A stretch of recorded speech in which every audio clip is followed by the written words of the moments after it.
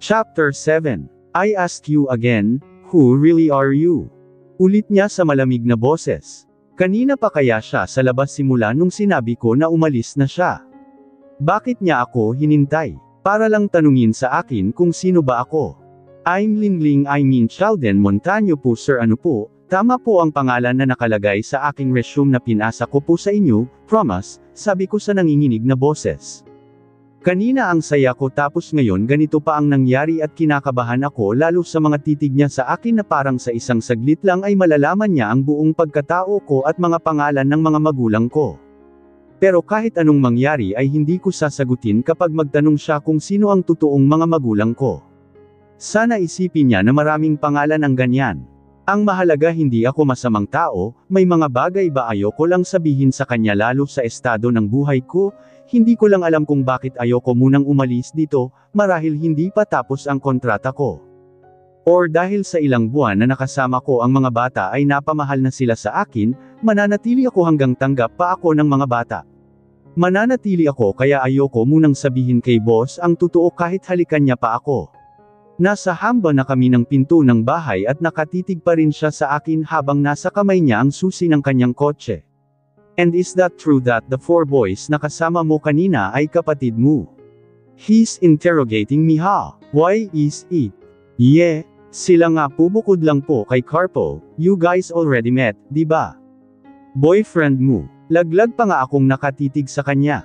Umiling ako ng umiling, never kung maging boyfriend ang tao na iyon. Never kung nakikita ang sarili ko sa kanya na maging kasintahan ko. Ultimate enemy. Oo, nakikita ko. Hindi naman po, kaibigan lang kami, feeling niya lang iyon.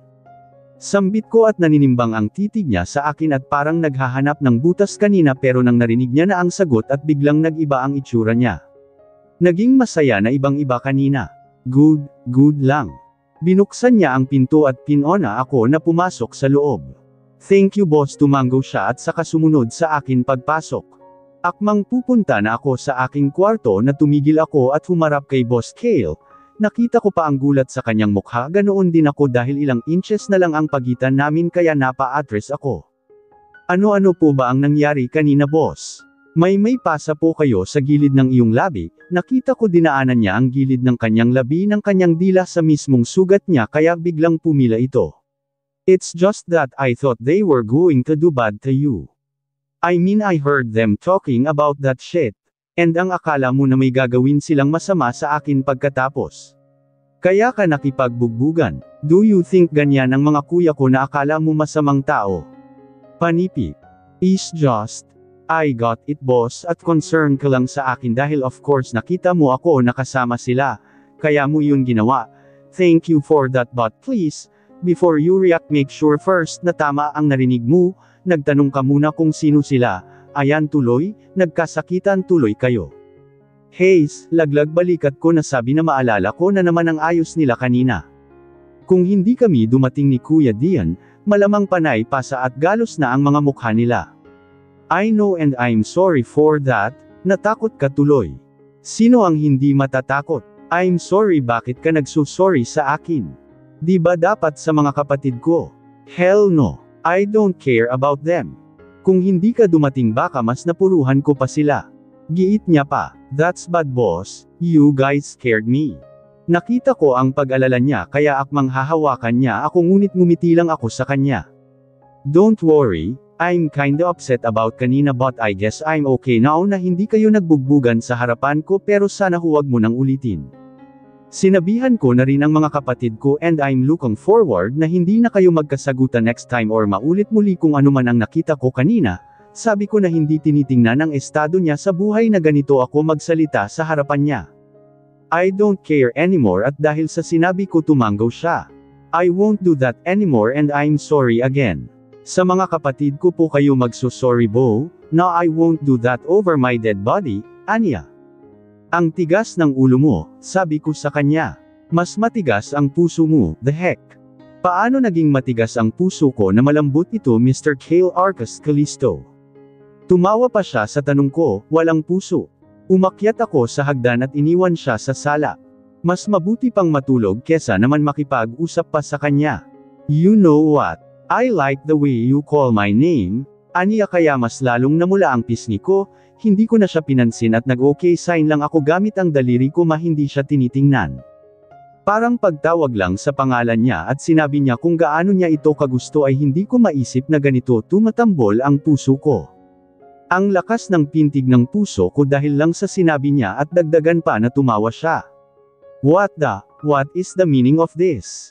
Pagkarating sa taas ay akmang bubuksan ko na ang pinto ko na may biglang may tumikim malapit sa likod ko, shit. Saad ko at kamuntikan ko pang may hampas ni boss ang teddy bear ko na dala para sa mga bata na ngayon ay tulog na yata. Boss ikaw pala, good night, aniya habang nakalagay ang mga kamay niya sa kanyang magkabilaan na bulsa ng kanyang pantalon. Good night boss sagot ko at agad pumasok sa kwarto ko pagkatapos buksan.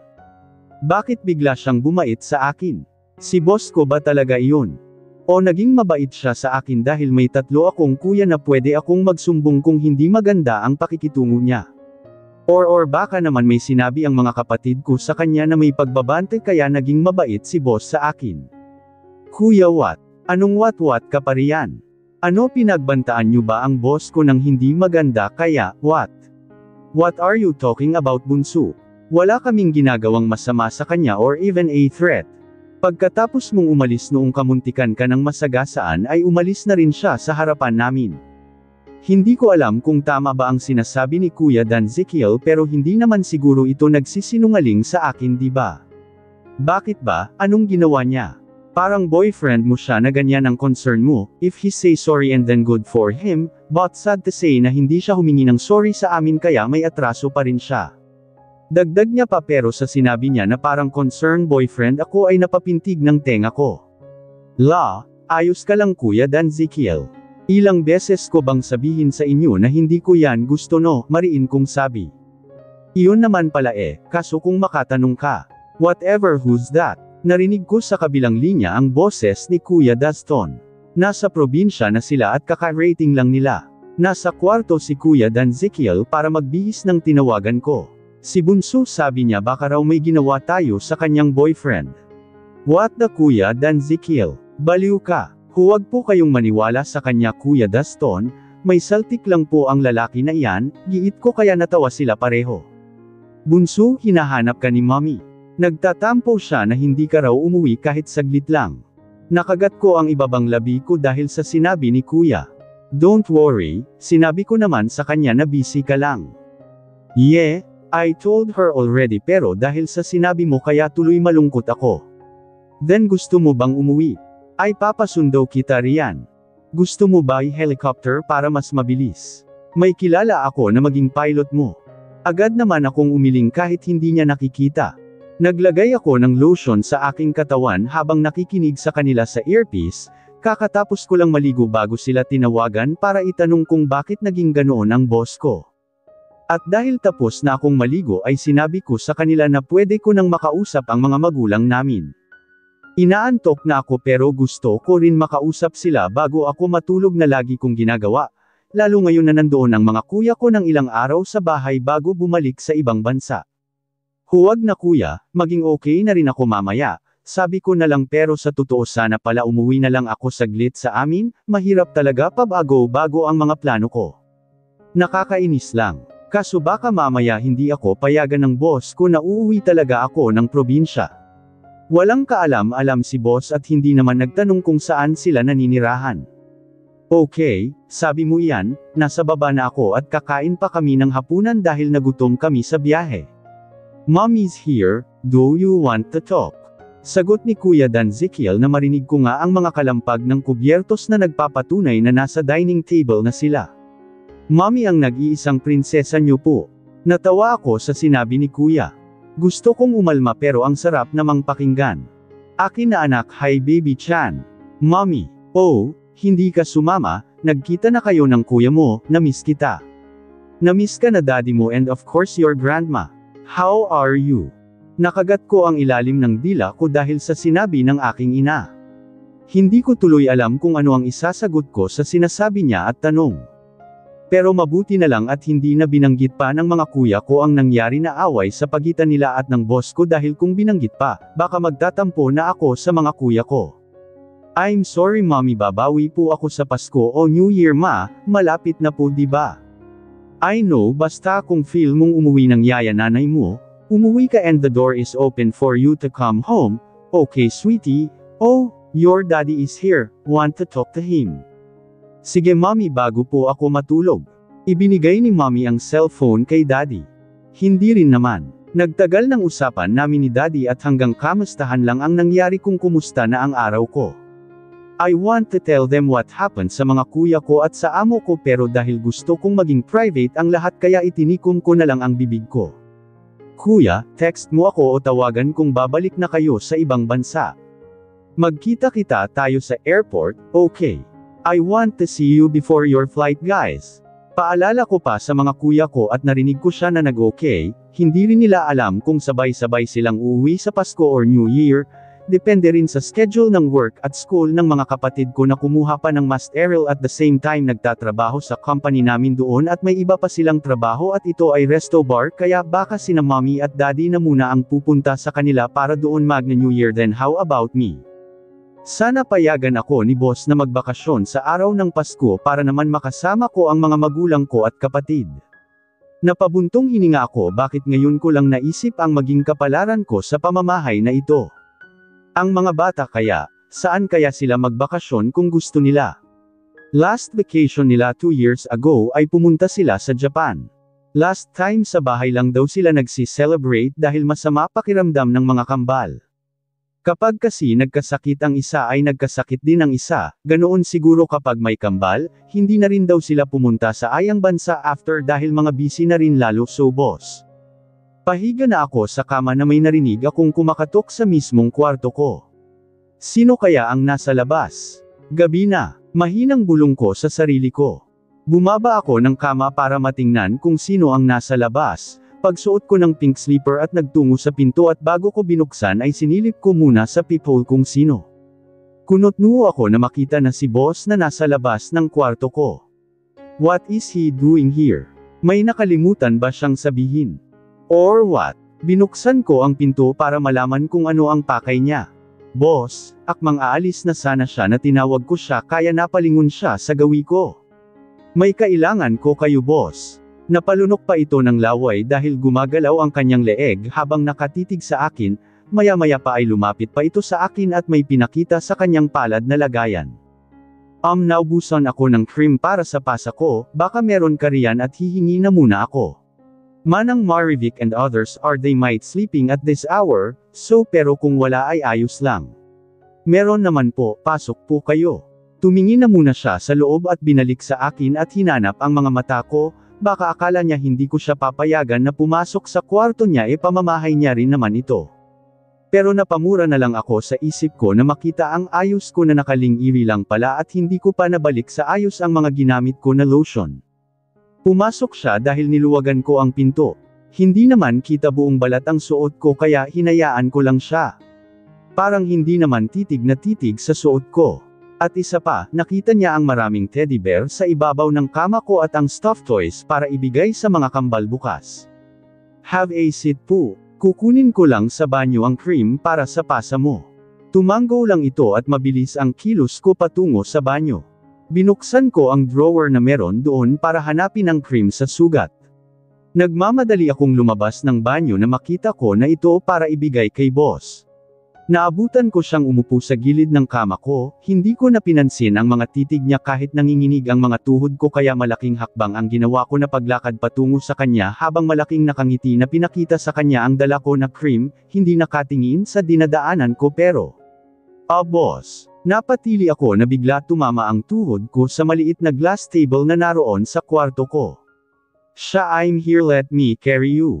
Don't move. Aniya kaya hindi na rin ako nagreklamo at agad pinulupot sa leeg niya ang mga braso ko habang namimilipit sa sakit ng tuhod ko. Ang sakit ng tuhod ko.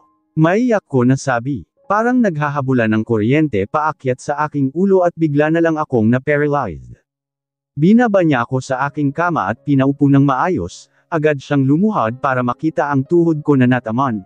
Hinilat niya ito at hindi pa nakontento kumuha siya ng cold compress sa kusina. Namimilipit pa rin ako sa sakit dahil sa mismong buto ko tumama ang glass table na square sa aking tuhod. Pakiramdam ko may ugat na natamaan kaya ganito kasakit. How's that? Kinuha ko kay boss ang cold compress at ako na ang naglagay sa tuhod ko, wala naman itong pasa o baka mamaya pa, kaso nakakahiya na siya ang gumawa. Medyo okay na boss, yung cream na bitawan ko yata. Wala na sa kamay ko, baka nahulog lang sa may carpet, mind yourself first at ako na ang bahala sa sarili ko, wika ko dahil di ko nakinaya ang presensya niya. Hindi ako komportable talaga, kanina okay naman nakaharap ko siya pero sa katagalan, hindi na pala ako okay. Ang tambol ng puso ko ay naririnig ko na. Are you sure? Agad naman akong tumango sa tanong niya. Oo boss, ipapahinga ko na lang po ito at maging maayos din ako kinabukasan. Huwag kayong mag-alala po sa akin, tuhod lang ito, nangyari na rin ito sa akin noon. Mawawala rin ito, sagot ko para makaalis na siya kaya pagtayo niya ay hinanap niya ang cream na nabitawan ko at nang makita niya ito ay pumunta siya sa akin at binuksan niya. Kukuha lang ako para sa pasa ko then I give it back to you kung may makita kang sugat ay lagyan mo para hindi magka-infection. Aniya at kumuha siya ng kaunti at nilagay sa wala ng laman niya na cream na hugis bilog na dala niya kanina. Do you want me to call a doctor? Umiling naman ako sa suggestions niya. Huwag na boss, ayos na po ako, nabigla lang yata ako kaya masakit pa rin hanggang ngayon, salamat pala boss sa pagbuhat sa akin. Saad ko na halos bulong na lamang ang nagawa ko dahil sa naiilang na talaga ako sa mga titig niya. Nag-iwas ako ng tingin at nagkunwari na kinuha ko sa gilid ng kama ang cream. Sige, I'll go ahead para makapagpahinga ka na pero kung sobrang masakit na talaga, text or call me para 2/6 papuntahin ko sa bahay ang aming private doctor. Tumango na lang ako sa kanya at bago pa siya umalis ay nagulat ako na hinalikan niya ako sa noo. Good night, bulong niya at lumabas ng kwarto ko habang tulala naman ako. Pagkarinig ko ng pinto na sinara niya ay saka pa lang ako natauhan at nakagalaw hanggang unti-unti kong dinala ang isang palad ko sa aking noo. I'm not dreaming right. Matutulog pa lang ako diba? Totoo kaya iyon? Hinalikan niya ako sa noo. Sinampal ko ng paulit-ulit ang pisngi ko at napadaing na lang ako na maramdaman ko ang sakit. Oh my, napatili ako habang binagsak ang katawan sa malambot na kutson at dinala ang kumot sa aking bibig para doon nagpakawala ng isa pang tili. Ngunit bigla akong natauhan kaya tinihil ko ang ginagawa ko, para halik lang sa noo ganito na ako kabaliw. My goodness, what the heck, Lingling? Hindi ka naman ganito dati. Hindi ko alam kung anong oras ako nakatulog kagabi dahil sa nangyari. Pinakiramdaman ko muna ang sarili ko lalo ang tuhod ko na tumama kagabi sa maliit na table bago ako bumangon at nang maging okay na ako ng kama at nagtungo sa banyo at naligo para makapaghanda na para gisingin ang mga bata dahil may pasok sila ngayong araw. 3/6 pagkatapos kong maligo at makapagbihis ng bagong damit ay kinuha ko ang sling bag ko at lumabas ng aking kwarto. Pumasok ako sa kwarto ng mga bata at nakita ko sila na mahimbing pang natutulog. Maya-maya ay tumunog ang alarm clock nila kaya nilapitan ko sila para gisingin. Baby, gising na kayo para makapaghanda na. It's almost 6 in the morning, so wake up, little one. Malambing kong tawag sa kanila habang hinihimas ko ang balikat nila para magising. Unang kumilos ay si Amalthea at maya-maya ay nagising na rin sila si Thea dahil hinayaan ko lang ang alarm clock na tumutunog. Yaya, tawag nila sa akin. Yes baby, get up na, may pasok na kayo. Remember. Good morning Yaya, bati sa akin ng dalawa. Sabay unat sa kanilang mga katawan. Good morning too. Ganoon din ang ginawa ko sa kanila at tumayo na muna ako para ihanda ang kanilang paliguan. Pagpasok ko sa banyo ay binuksan ko ang heater at maya-maya ay kanya-kanya na sila ng pasok sa loob para makaligo. May dalawa silang shower room sa loob ng banyo para hindi na sila mag-uunahan na maligo at magkaiba rin ang kanilang mga shampoo na paggamit at iba rin ang shower gel. Lumabas na muna ako sa banyo para ligpitan ang mga gamit nila. Napapangiti na lang ako na ginagawa ko itong bagay sa ibang tao, samantalang hindi ko man lang nagawa ito sa mga magulang ko o sa sarili ko noon. Kaya pag-uwi ko ay gagawin ko rin ang mga bagay na ganito, ang mga gawaing bahay na akala ko imposibleng gawin ay kahit papano alam ko na pero bukod lang sa pagluluto na hindi ako marunong. Kailangan pa ng maraming practice sa pagluluto, mabuti na lang at matyaga si Manang Marivic sa akin kahit sa simpleng itlog, Sunog pa, kung boiled egg lang overcooked naman. We're done yaya, ngumiti ako sa kanila at tinuro ang kanilang uniform na nakahang sa kanilang dresser para magbihis na. Hindi ko na sila tuturuan kung paano isuot ang kanilang uniform dahil marunong na raw sila at big girl na. Kaya hindi ako nahihirapan sa trabaho ko dahil kaya naman nila pero iyon nga lang kailangan parents silang alagaan at turuan since mga bata pa sila. Curious pa sila sa mga nakikita nila sa paligid kaya kailangan paring tutukan. Kumusta po ang lakad mo kahapon yaya? Ganito sila kapag nagda-day off ako, nagtatanong kung kumusta ang lakad ko na parang nanay kong magtanong lalo na si Amalthea. Masaya naman, sobrang saya, sa sobrang saya parang ayoko nang ulitin dahil nakakakaba. Bukod sa nag-aaway ang mga kuya ko at daddy nila, nagdagdag sa akin ang kaba sa pagsakay namin doon sa amusement park. Pero sobrang saya ko na makita ang mga kapatid ko. Nagkita kayo ni daddy. Natigilan ako. Paano ko ba sasagutin ang tanong ni Lysithea? Oo nagkita kami na tuloy ba kayo kina granny nyo kahapon? Umiling ang dalawa habang sinusuklayan ko ang kanilang buhok hanggang balikat na haba. Hindi na yaya, sabi kasi ni daddy na baka matagalan siya para bantayan ka. Napatigil ang pagsusuklay ko ng buhok nila. Bantayan ako. What did you say guys? Nalilito kong tanong sa kanya. Iyan po sabi ni daddy kahapon po, baka gabihin siya pag uwi dahil babantayan ka raw niya baka ano ang mangyari sa'yo. At ayaw ko rin pumunta sa bahay ni Grandma same kami ni Kambal kaya sa bahay na lang kami kahapon. What the hell, he did that. Pero may kasama siyang barkada, impossible. Creepy naman niya kapag tama ang mga bata or baka naman iyon lang ang problem niya sa mga bata para makaalis siya pero ang totoo mga barkada niya ang kikitain niya at hindi ako para bantayan.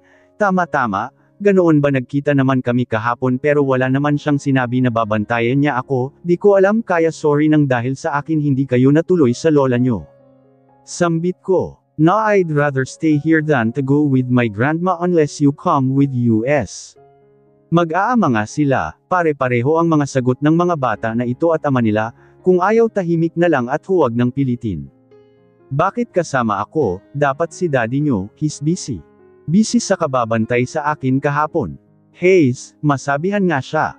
Noong tinanong ko kung ano ang ginagawa niya ay may meeting siya ng mga barkada niya pero bakit ang sabi ng mga bata na binabantayan daw ako? Hindi na ako bata para bantayan. Or baka dahilan niya lang iyon para matuloy ang meeting. Bigla tuloy akong nalito. Wait di ba sinabi niyo umalis si daddy niyo para bantayan ako right? Opo, okay. And then lagi niya ba itong ginagawa kapag umaalis ako? Tanong ko para malaman ko. Nag-iisip ang dalawa. Kahapon lang po bakit po yaya? Ngumiti ako sa kanila at dahil tapos na sila magbihis kaya tumayo na ako sa upuan malapit sa vanity mirror para lumabas na kami ng kwarto. Wala naman, naitanong ko lang, tumanggo sila pareho sa sinabi ko. Ayan, ang gaganda niyo talaga, nakangiti kong sabi sa kanila. Ikaw din naman yaya. Maganda po tayong tatlo, si Amalthea at nag-approved sign naman si Baby Lysithea. Really? Kasama ako? Anong tawag sa grupo natin? Dapat meron tayong pangalan. Pareho kaming nag-iisip na tatlo habang pababa kami ng hagdan. Bitbit ang kanilang teddy bear na kulay pink na bag design at ako naman ang isang bag kung saan nakalagay ang mga extra clothes and other hygiene ng mga bata, cellphone at wallet ko. Team maganda yaya. Humahalaklak na ako ng tawa dahil sa sinabi ni Amalthea. Pwede, tayo ngayon ang team, maganda. Sabay sigaw namin pag-apak ng mga paa namin sa last part ng hagdan. Napatingin tuloy ang tatlong katulong na naglilinis sa sala at natawa sa amin. Nilapag na muna namin ang aming mga gamit sa couch. We went to the dining area to eat our breakfast first at naabutan namin si Mr. Kale na nagkakape na o nag-aalmusal. Good morning daddy. Sabay na wika ng mga bata at dinaluhan si daddy nila para gawaran ng morning kiss. Umiwas ako ng tingin na maalala ko na naman ang paghalik niya sa noo ko dahilan na hindi agad ako nakatulog ng mahimbing kagabi kaya ngayon ay inaantok pa ako pero kailangan kong ang bumangon dahil may responsibilidad pa ako na dapat asikasuhin. Good morning? Hindi ko alam kung sino ang sinabihan niya ng good morning, baka mga bata, inulit niya lang. Huwag kang lumingon sa kanya lingling dahil hindi naman ikaw ang tinutukoy ng boss mo, never naman siyang nago good morning sa iyo. Good morning Miss Montaño, nahigit ko ang aking paghinga na marinig na binanggit niya ang apelyido ko. So, ako nga, dahan-dahan akong bumaling sa kanya na kung saan nakaupo ito sa dulo ng mahabang lamesa at nakaupo naman ako sa kaliwang bahagi na upuan at katapat ko ang mga bata. Nakita ko ang pagtaas ng kanyang kilay at naghihintay ng sagot ko. Good morning, good morning boss. Shit. Bakit ako nauuto? My goodness, Lingling. How are you? Ako, tumanggaw siya sa tanong ko na may bahid na tuwa. Malay ko ba kung ako pa rin ang tinatanong niya na nasa gilid niya lang ang mga bata kumakain. Kinuha niya ang tasa ng kape at dinala sa bibig niya para uminom. Tumingin siya sa akin, marahil hinihintay na naman ang sagot ko. Umiwas ako at kunwari kumuha pa ng bacon para ilagay sa plato ko. Okay naman po ako boss, thank you, kayo. Balik tanong ko lalo at naalala ko na may pasa siya kahapon, I'm not concerned ha. No, gusto ko lang malaman dahil of course ang gumawa kasi ng sugat niya ay mga kapatid ko. Like you, I'm good. Hindi nga halata na maganda ang mood mo dahil maaliwalas at palangiti siya ngayon, nasanay kasi kami kapag umaga na seryoso na agad ang mukha at nakaatupag palagi sa laptop. Ngayon ay kakatapos niya lang daw kumain kaya inuubos na lang ang kanyang kape habang hinihintay kami ng mga bata. Hindi naman daw siya nagmamadali sa kanyang office dahil of course sa bagay siya ang may-ari ng company niya, hawak niya ang oras niya. Okay po, what happened to your labby daddy, you have scar? Did you bite that? Napalingon ako kay Lysethia na makita ang sugat ng kanyang ama. Oh no, this. Tinuro ni Mr. Callisto ang gilid ng kanyang labi. Yes po, wala po yan kahapon, di ba daddy? Umiling si boss sa mga bata. Wala lang iyan, don't worry mawawala rin yan, kumain na kayo at baka malalate pa tayo sa class nyo. Yes daddy, wika nila. Hindi rin ako nagtagal at ilang subo pa ng bacon at pancake ay tapos na ako ganoon din ng mga bata at binigyan kami ng 10 minutes para ihanda ang aming mga sarili. After I brushed my teeth, nagmamadali na akong bumaba ng hagdan. Bye Manang Marivic, bye Lingling, mag-iingat kayo. Saad niya, kumaway pa ako sa kanya bago ako nagmamadaling lumabas ng garage dahil naghihintay na ang mga amo ko. Bad Lingling, ikaw pa talaga ang hinihintay.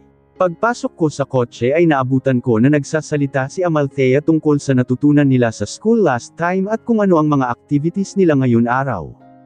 Ganito ang ginagawa ni Mr. Kale bago makarating sa school ang mga bata ay gusto niyang marinig ang mga bata kung may natutunan ba sila sa klase at masasabi ko na sobrang matalino rin ng mga kambal dahil halos laging perfect ang mga quizzes nila.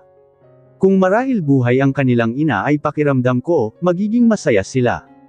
Marahil matutuwa ang kanilang ina na lumaki ang kanyang mga anak na bukod sa maganda tulad niya na matatalino at mabait pa. Are you okay Yaya? You look sad or sleepy, are you? Bulong ni Lysethia sa akin dahil siya ang nasa gitna nakaupo. Siguro napansin niya ang pagkatahimik ko, hindi ko napansin na tapos na pala sila sa kanilang report. Hindi ko alam bakit niya naitanong, nababasa niya ba ang lungkot ng mga mata ko? Ngumiti ako sa kanya at tumango.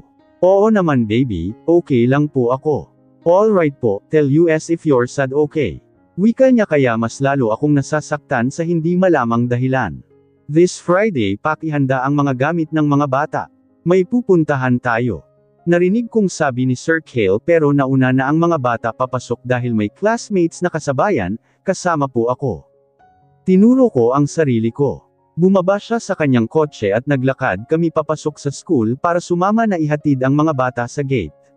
Mostly kasi kapag late na siya sa trabaho ay hindi niya na hinahatid ang mga bata sa loob, nagpapalam lang ang mga ito sa loob ng kotse pero ngayon ay sumama siya. Of course, I want to treat them somewhere. Alam ko na namimiss nila. Beach po, hula ko lang. Bye daddy, take care po. Tuldok-tuldok. Naputol ang usapan namin na marinig ang mga boses ni Amalthea and Lysethia. Nasa tapat na kami ng gate at dahil may classmates kaya hindi na sila nagpasama. Goodbye my two princesses, have fun, okay. Paalam niya sa mga bata. Tanaw namin ang masaya nilang mga ngiti habang may kausap na kaklase habang naglalakad patungo sa kanilang classroom. Where are we? Napakurap ako sa tanong niya ano nga iyon. I remember, beach ang sabi mo. Yes po. How did you know that? they tell you.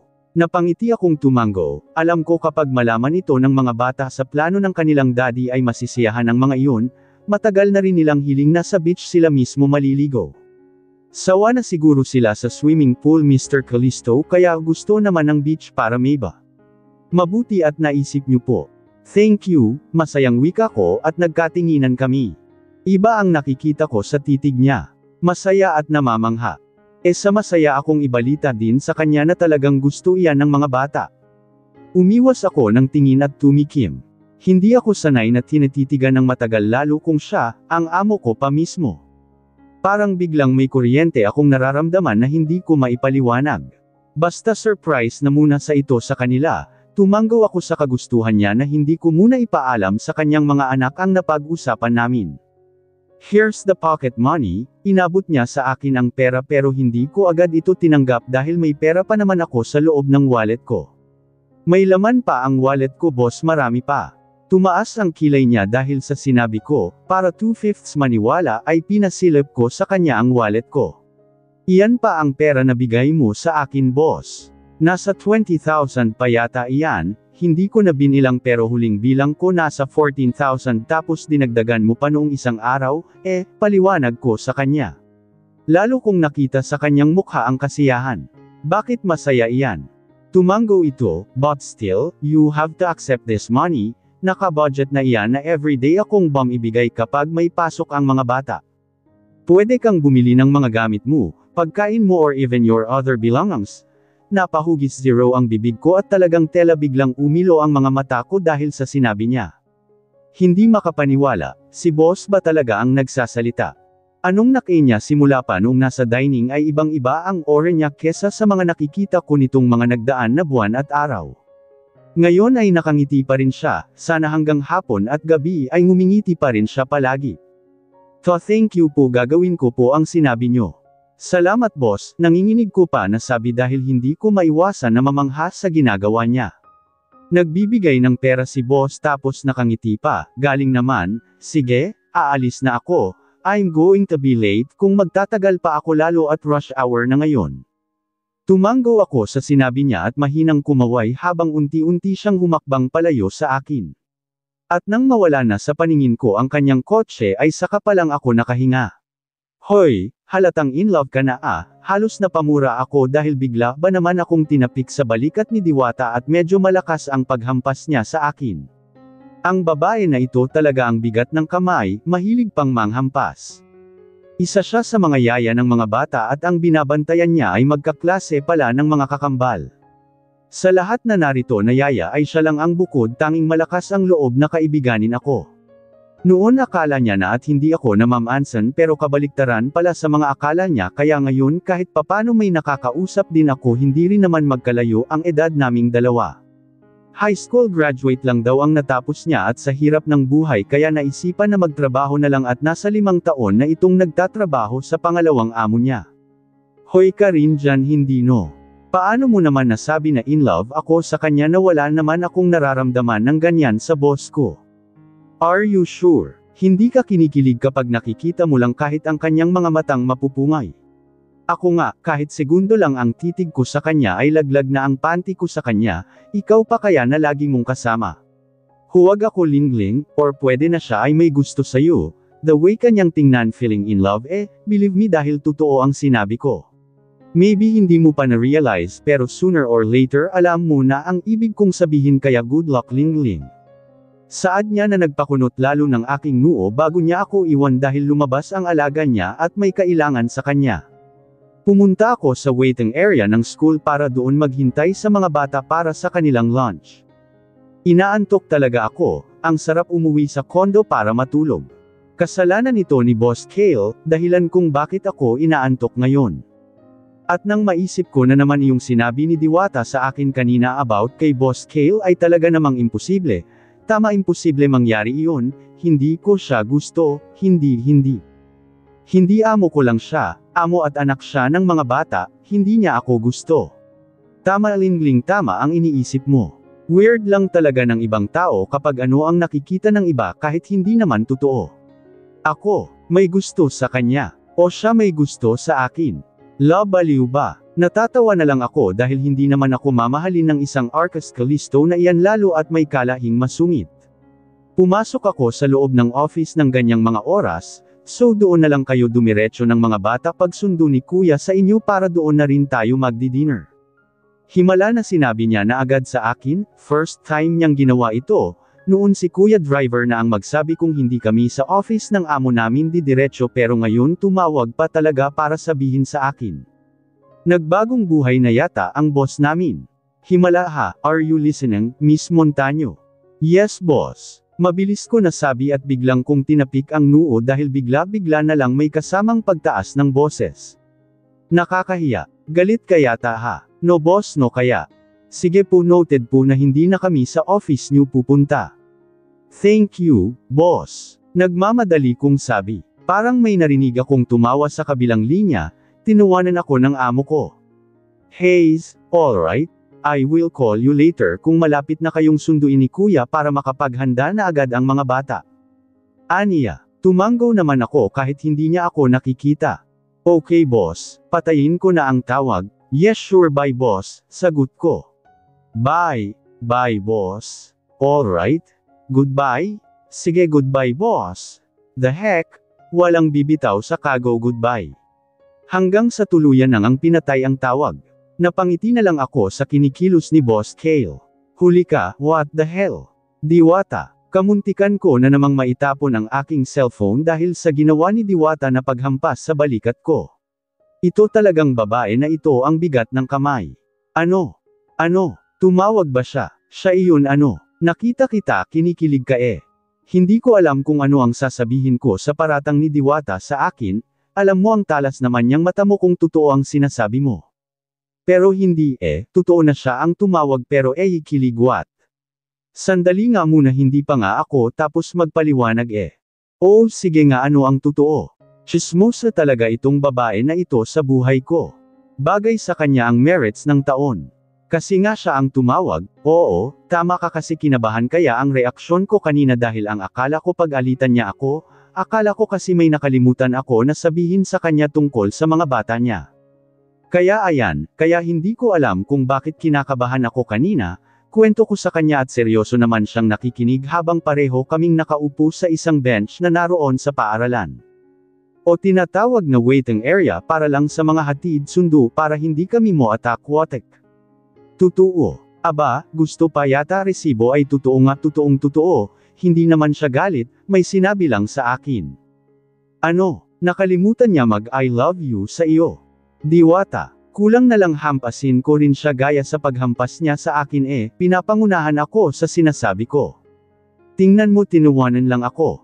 Sorry na, ito naman hindi na mabiro pero kung ako sa iyo, halos hindi ko na may pinta ang mukha ko dahil sa sinasabi niya na akala ko maayos na iyon pala may gusto pang sabihin. Kung ako sa iyo na ano? Kung ako sa iyo, kung type mo landiin mo na kesa maaga pa siya ng iba, kung ayaw mong gawin, palat na lang tayo ng mundo at ako ang maging yaya ng mga bata and I will seduce your boss hanggang sa mahalin niya rin ako at hindi tatagal ikakasal na kami and magkakaroon kami ng maraming anak. Ha! Ewan ko sa iyo Diwata, kung ano-ano na lang, yang nasa imagination mo. Sana magkatotoo yan, ngayon palang ihanda na ang sarili mo at hindi yan magkatotoo. Sabi ko na may galit pa yata, bakit ako naging ganito? Nag-uusap lang kami at wala lang naman ito. Tawang-tawa si Diwata, hindi ko alam kung saan siya tumatawa. Tawang-tawa ka riyan. Nakanguso kong sabi. Wala lang, natatawa lang ako sa mga pinagsasabi natin ngayon. Anyway, punta muna ako sa kantin may bibilhin ako.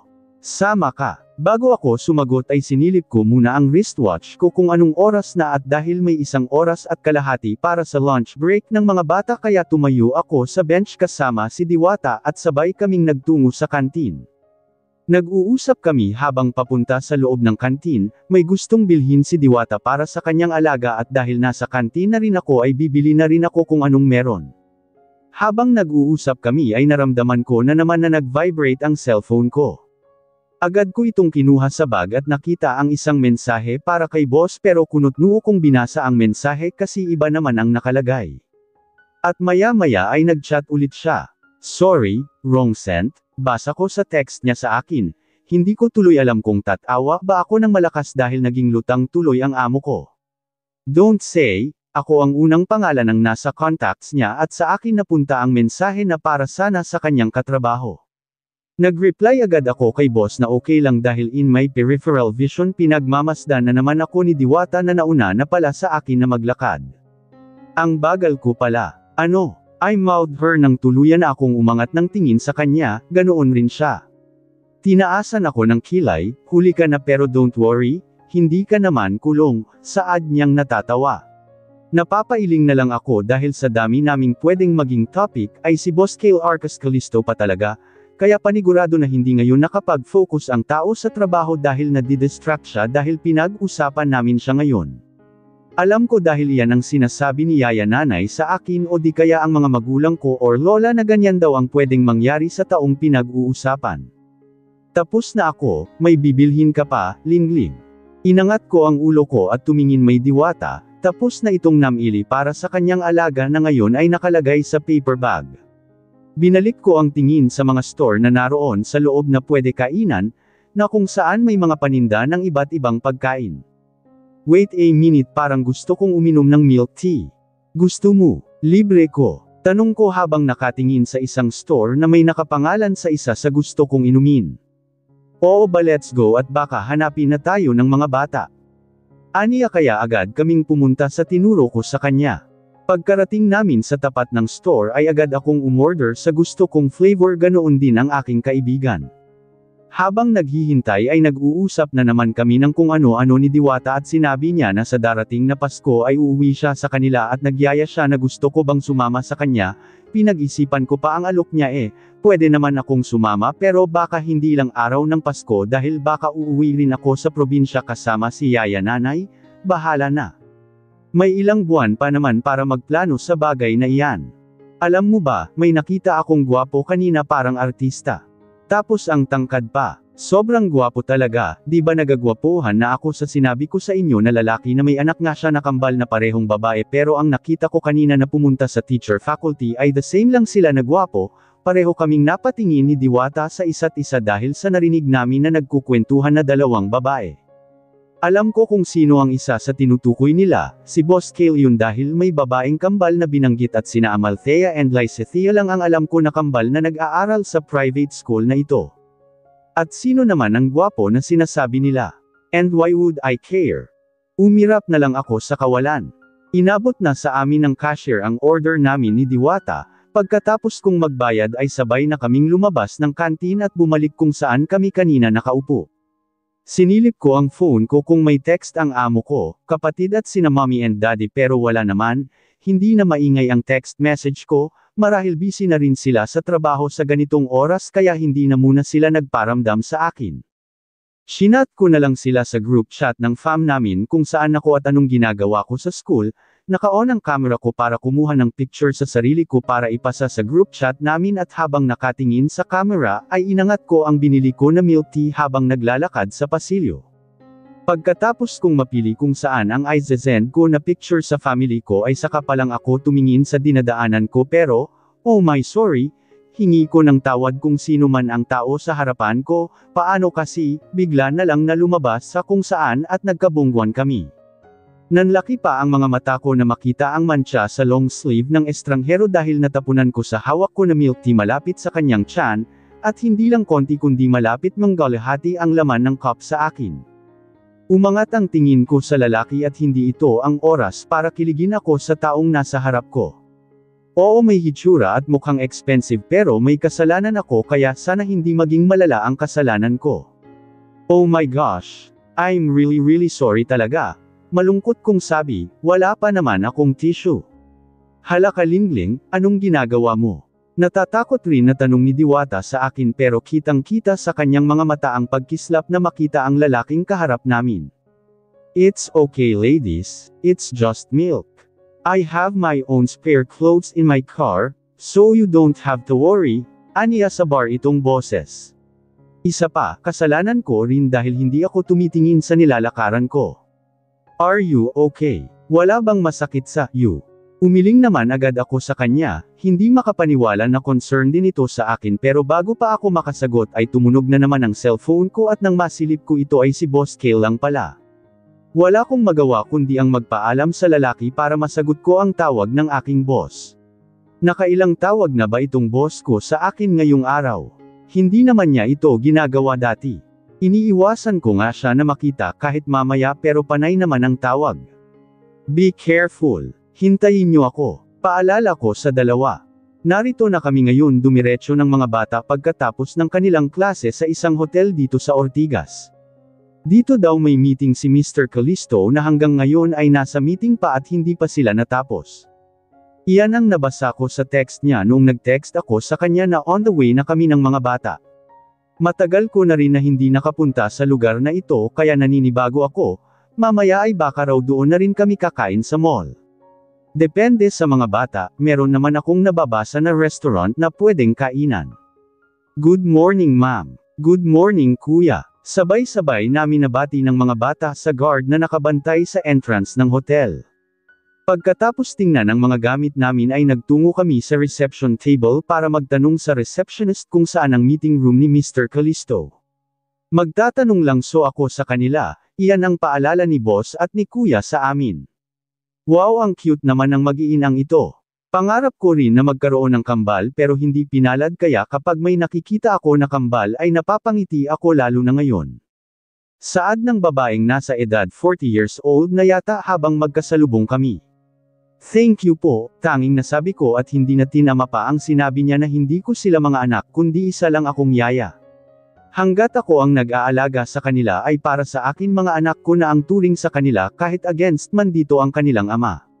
Wala akong pakialaman sa mga sasabihin ng iba, I know that we're not blood related pero hanggat gusto nila na maging ina ako ay buong puso ko silang maging anak kahit wala man akong experience sa pagiging ina. At least bago ako umalis sa pamilya nila ay maging bahagi ako sa buhay ng mga bata na naging mabait na rin sa akin. Good afternoon ma'am, ano po sa atin? May appointment po ba tayo ngayon? To where Mr. Kale Callisto room po? Wait a minute po, may appointment po kayo sa kanya. Tanong nito habang may sign check sa computer.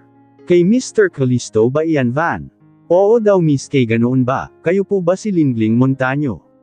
Tumango akong nakangiti bago sumagot. Yes po and I'm with his kids.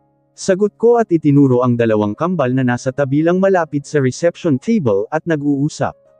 Sige po ma'am, nasabi naman niya po sa akin kanina. Nasa conference room po siya ngayon 3rd floor. Pagkarating niyo sa 3rd floor, pumunta lang po kayo sa receptionist desk para magtanong ulit sa nagbabantay sa 3rd floor. Sige po miss. Thank you, babies. Come at nasa 3rd floor si daddy. Tawag ko sa kanila at mabilis naman agad silang lumapit sa akin. What floor yaya? 3rd floor po. Yes po. Let's go at baka tapos na ang meeting ni daddy mo. 3 pala ang meeting niya ngayong araw eh. Kaya pala busy, sabi ko sa mga bata. Tapos ang lakas loob na wala raw silang masyadong trabaho kanina, ayon sa sinabi niya noong tumawag kanina pero may 3 meeting pala. Iba din si boss. Pwede naman sigurong nagkaroon ng emergency meeting Pagpasok namin sa loob ng elevator, kinuha ko ang cellphone ko sa bag at tenext ang amo ko na paakyat na kami, yaya. Ano iyon Amalthea? Tomorrow po, can you bring a white t-shirt naming dalawa ni Lai, sabi ng guru namin na magdadala raw kami. Okay, noted that, plain white t-shirt ba or may mga design? Tanong ko at baka mali ang madala ko bukas para sa kanila. Plain daw po, magdo-drawing kami bukas then Saturday shirt daw kami magdo-drawing po sabi ni Teacher Lena. Tumango ako at nilista sa notepad ng aking phone para mamaya ay hindi ko makalimutan. Pagkarating namin sa 3rd floor ay agad naman kaming lumabas ng elevator. Be careful, paalala ko muli sa kanila. Bigla-bigla na lang kasing lumalabas na hindi tumitingin sa dinadaanan at hindi ako hinihintay. Hindi naman halata na excited sila na makita ang kanilang ama. Sinilip ko ang phone messages ko para sabihin kay boss na nasa 3rd floor na kami, pero umabot ng 1 minuto na wala pa rin siyang reply. Baka nasa meeting pa nga ngayon tapos ito ako at masyado makita siya. Hindi naman pala. Hello ma'am, bati ng isang babae nang makarating kami sa table nila, secretary yata. Sinabi ko sa kanya na hinihintay namin si Boss Kale at itinuro muna sa amin kung saan kami uupo at maghintay. Tama ako na nasa meeting pa si Boss sa conference room kaya hindi na lang namin pupuntahan. Isa pa, hindi naman niya ito building para umasta kaming makukulit at pumasok agad sa kung saan siya nagtatrabaho. Kaya 10x ko na lang na nasa sofa lang kami ng third floor at naghihintay. Habang naghihintay tayo kay Daddy New ay mag-aral muna kayo Lysithea and Amalthea for tomorrow's lecture, okay? Nasabi naman ng teacher nyo na wala kayong assignment. Yes yaya sagot nila. Sinilip ko ulit ang phone ko dahil may natanggap na ako ng mensahe at ito ay ang sagot ni Mr. Callisto at ang word ay tipid pa sa sobrang tipid na word na okay. Marahil ay siya ang nagsasalita sa harapan ng marami at saglit lang nagtipa para mag-reply sa akin. Habang naghihintay kami sa kanya ay nag-aaral ang mga bata at ako naman ay nag-cellphone lang. Nagre-reply ako ng mga mensahe at kumusta ang mga magulang ko at ano na ang mga ginagawa ng mga kuya ko sa probinsya. Noong umaga daw ay nag-iikot ang mga kuya ko sa hasyenda habang sakay ang mga kabayo nila. Yes, lahat kami ay may mga sariling alagang kabayo, na-miss ko tuloy ang kabayo ko na si Pandana. Iwan ko ba at bakit iyan ang pangalan na binigay ko, bigla ko lang naisip. Masaya naman ako at maamo si Pandana sa akin, regalo si Pandana ng lolo ko noong 18th birthday pero dahil wala ako sa bahay para alagaan siya o kumustahin ay binabantayan siya ng aking pinsan na lalaki. At dahil naroon ang mga kuya ko ay isinasama na rin nila si Pandana para naman hindi malungkot. Nitong week ay baka babalik na sila sa ibang bansa 5/6 kaya magkikita kami ulit sa araw ng alis nila. Daddy, bumaling ako sa direction kung saan nakatingin ang mga bata. Naglalakad si Mr. Kale patungo sa direction namin na agad namang sinalubong ng mga kambal. Tumayo ako para batiin din siya pero napakunot ang noo ko kung sino ang lalaking nakasunod sa kanya. Diba? Oh hi. I think you still remember me, right? Tanong ng lalaki na makalapit ito sa akin. Pabalik-balik ang tingin ni Boss Kale sa aming dalawa ng lalaki at ganoon rin ang mga bata. Nagtataka, hanggang sa nagsalita ito, do you know each other? Kind of, hindi sigurado ko na sagot kay Boss. When, where, how, and why? Tanong nito sa malamig na boses. Bigla tuloy naluso ang mga ngiti namin ng lalaki na nakatitig kay Boss Kale. Hala siya. Kailangan ko bang sagutin lahat ng mga katanungan niya?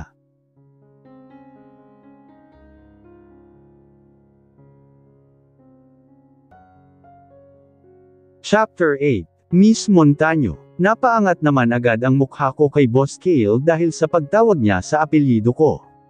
Kapag ganito siya hindi ko malaman kung galit na ba o gusto lang talagang sagutin ko agad ang mga tanong niya. Aksidente ko pong natapunan siya ng dala ko na milk tea po, sagot ko sa amo ko. When? Kanina sa school Mr. Callisto. I'm sorry it's all my fault. I didn't see my footsteps, that's why we bumped into each other. And the result, hindi rin ako tumitingin sa nilalakaran ko po kaya hindi po ako nakapag-iwas. May kasalanan din po ako sa kanya pero na-settle naman namin sa isa't isa. He already forgave me po, ngiti ko pang sabi pero nakita ko kung paano napalitan ng pait ang mukha ng boss ko. Yeah and that was epic, right? By the way, Erickson. Miss Montaño, mauna na kayo ng mga bata sa sasakyan. Susunod ako, aniya sa malamig na boses, magkamayan sana kami ni Sir Erickson para magpakilala sa isa't isa dahil hindi namin nagawa kanina pero bigla namang nagsalita ang amo ko at inabot sa akin ang file niya na dala. Naiwan tuloy sa ere ang kamay ni Sir Erickson pero hindi nawawala ang ngiti. Just call me Lingling po, Montaño. Umirap ako sa amo ko. Hindi pa nga ako tapos magsalita sa kasama niya, Nambabara, kakainis. Let's go, Amalthea and Lysithea, mauna raw tayo. Sana pala hindi na lang kami umakyat dito sa at nagsasayang lang ako ng energy kakaakyat kahit gumamit kami ng elevator. Sana pala sa lobby na lang sa baba kami naghintay. Kanina maayos naman ang pakikitungo niya sa tawag pero ngayon na nasa harapan ko na siya ay balik na naman ang pagiging leon niya. Problema nito, nice meeting you, Lingling. Ngumiti ako kay Sir Erickson at umalis na sa harapan nila bago pa umusok ang ilong ni Boss Kale Callisto. Bad mood yata ang daddy niyo baby kaya pagpasensyahan niyo na at may dalaw. Dalaw. What's that? Curious na tanong nilang dalawa. Yeah, daig pang may mens ang daddy nyo. Oh. Okay po, pati pagsasalita connected ang mga utak ng mga bata. Ang saya pala na sabay-sabay silang nagsasalita. Hindi man lang ako nagkaroon ng kambal marahil may makakasundo rin sana ako. Maayos naman ang mga kuya ko pero iba naman ang mundo nila at mundo ng mga babae. Lalo kung ang usapan ay hang out with the girls and of course talking about crushes. Hindi naman pwede na mag-uusap kami ng mga kuya ko about having a relationship o sino ang crush ko dahil iibahin agad nila ang usapan, at sinasabi na hindi ako mahal ng mga nagbabalak sa akin na manligaw pero kay Carpo, feeling ko tanggap nila pero ako naman ang hindi tanggap ang lalaking iyon. Kapatid o kaibigan lang talaga. Let's go, saad ni boss na nakarating na pala sa lobby. Hindi ko siya pinansin lalo at nauna na siyang naglakad.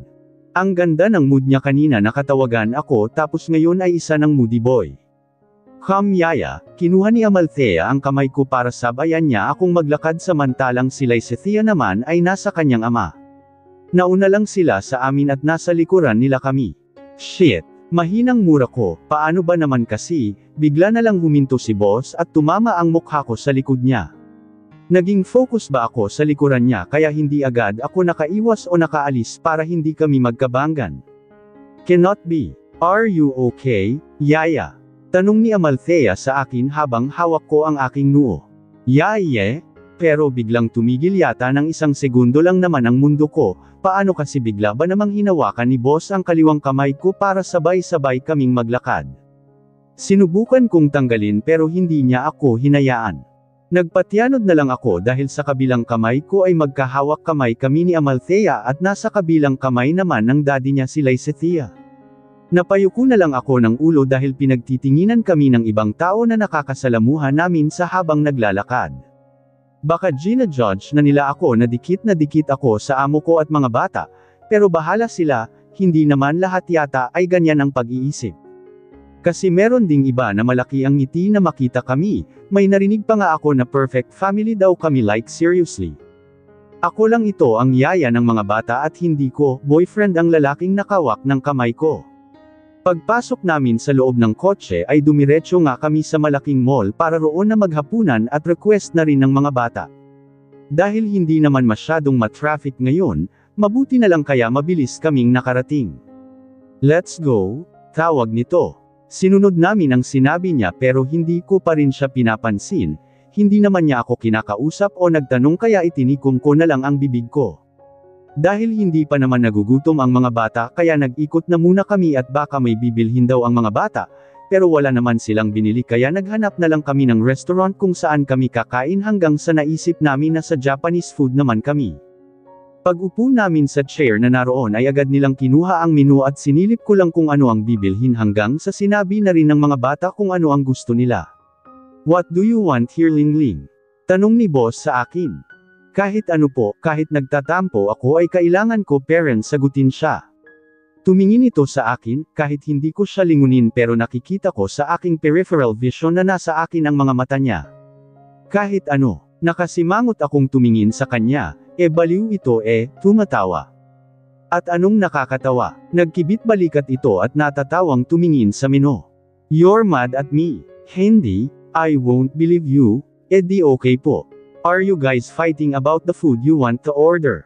Si Amalthea na napansin yata na nagkakasagutan kami ng ama nila. Bakit ba kasi dito ako malapit sa kanya nakaupo, mali dapat? Hayes, hindi naman baby, tinutuyo lang ang yaya Lingling nyo shesh. Ayan nakakainis ka kasi, napadaing lang naman siya dahil sinipa ko ang binti niya. Kakainis kang gulay ka. Wow, so beautiful. I can't believe this. This is real, what a wonderful world. Binaba ko ang sunglasses ko at pinagmasdan ang paligid, tama nang ang mga bata. For 1 hour mahigit na biyahe ay nakarating din kami sa Negros Oriental na kung saan napili ng amo ko na dito kami magstay. Sa kinatatayuan ko palang dito sa balcony ay ramdam ko ang lamig ng hangin na nagmula sa dagat.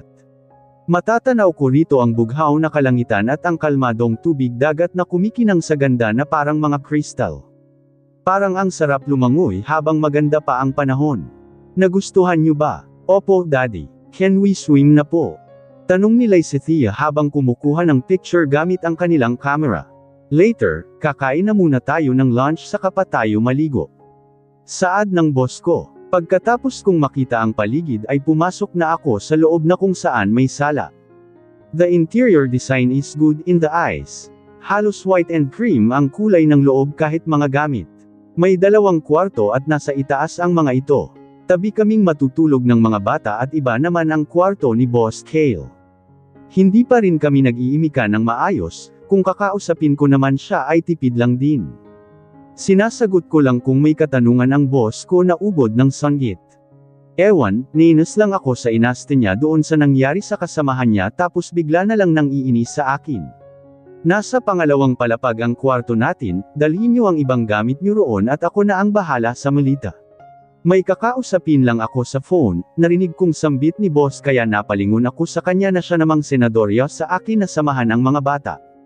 Kinuha ko ang bag ko na dala kanina at ibang bag ng mga bata na hindi kayang bitbitin at iniwan sa sala ang isang malaking malita na kung saan naroon ang mga gamit ng mga bata at sa kanya.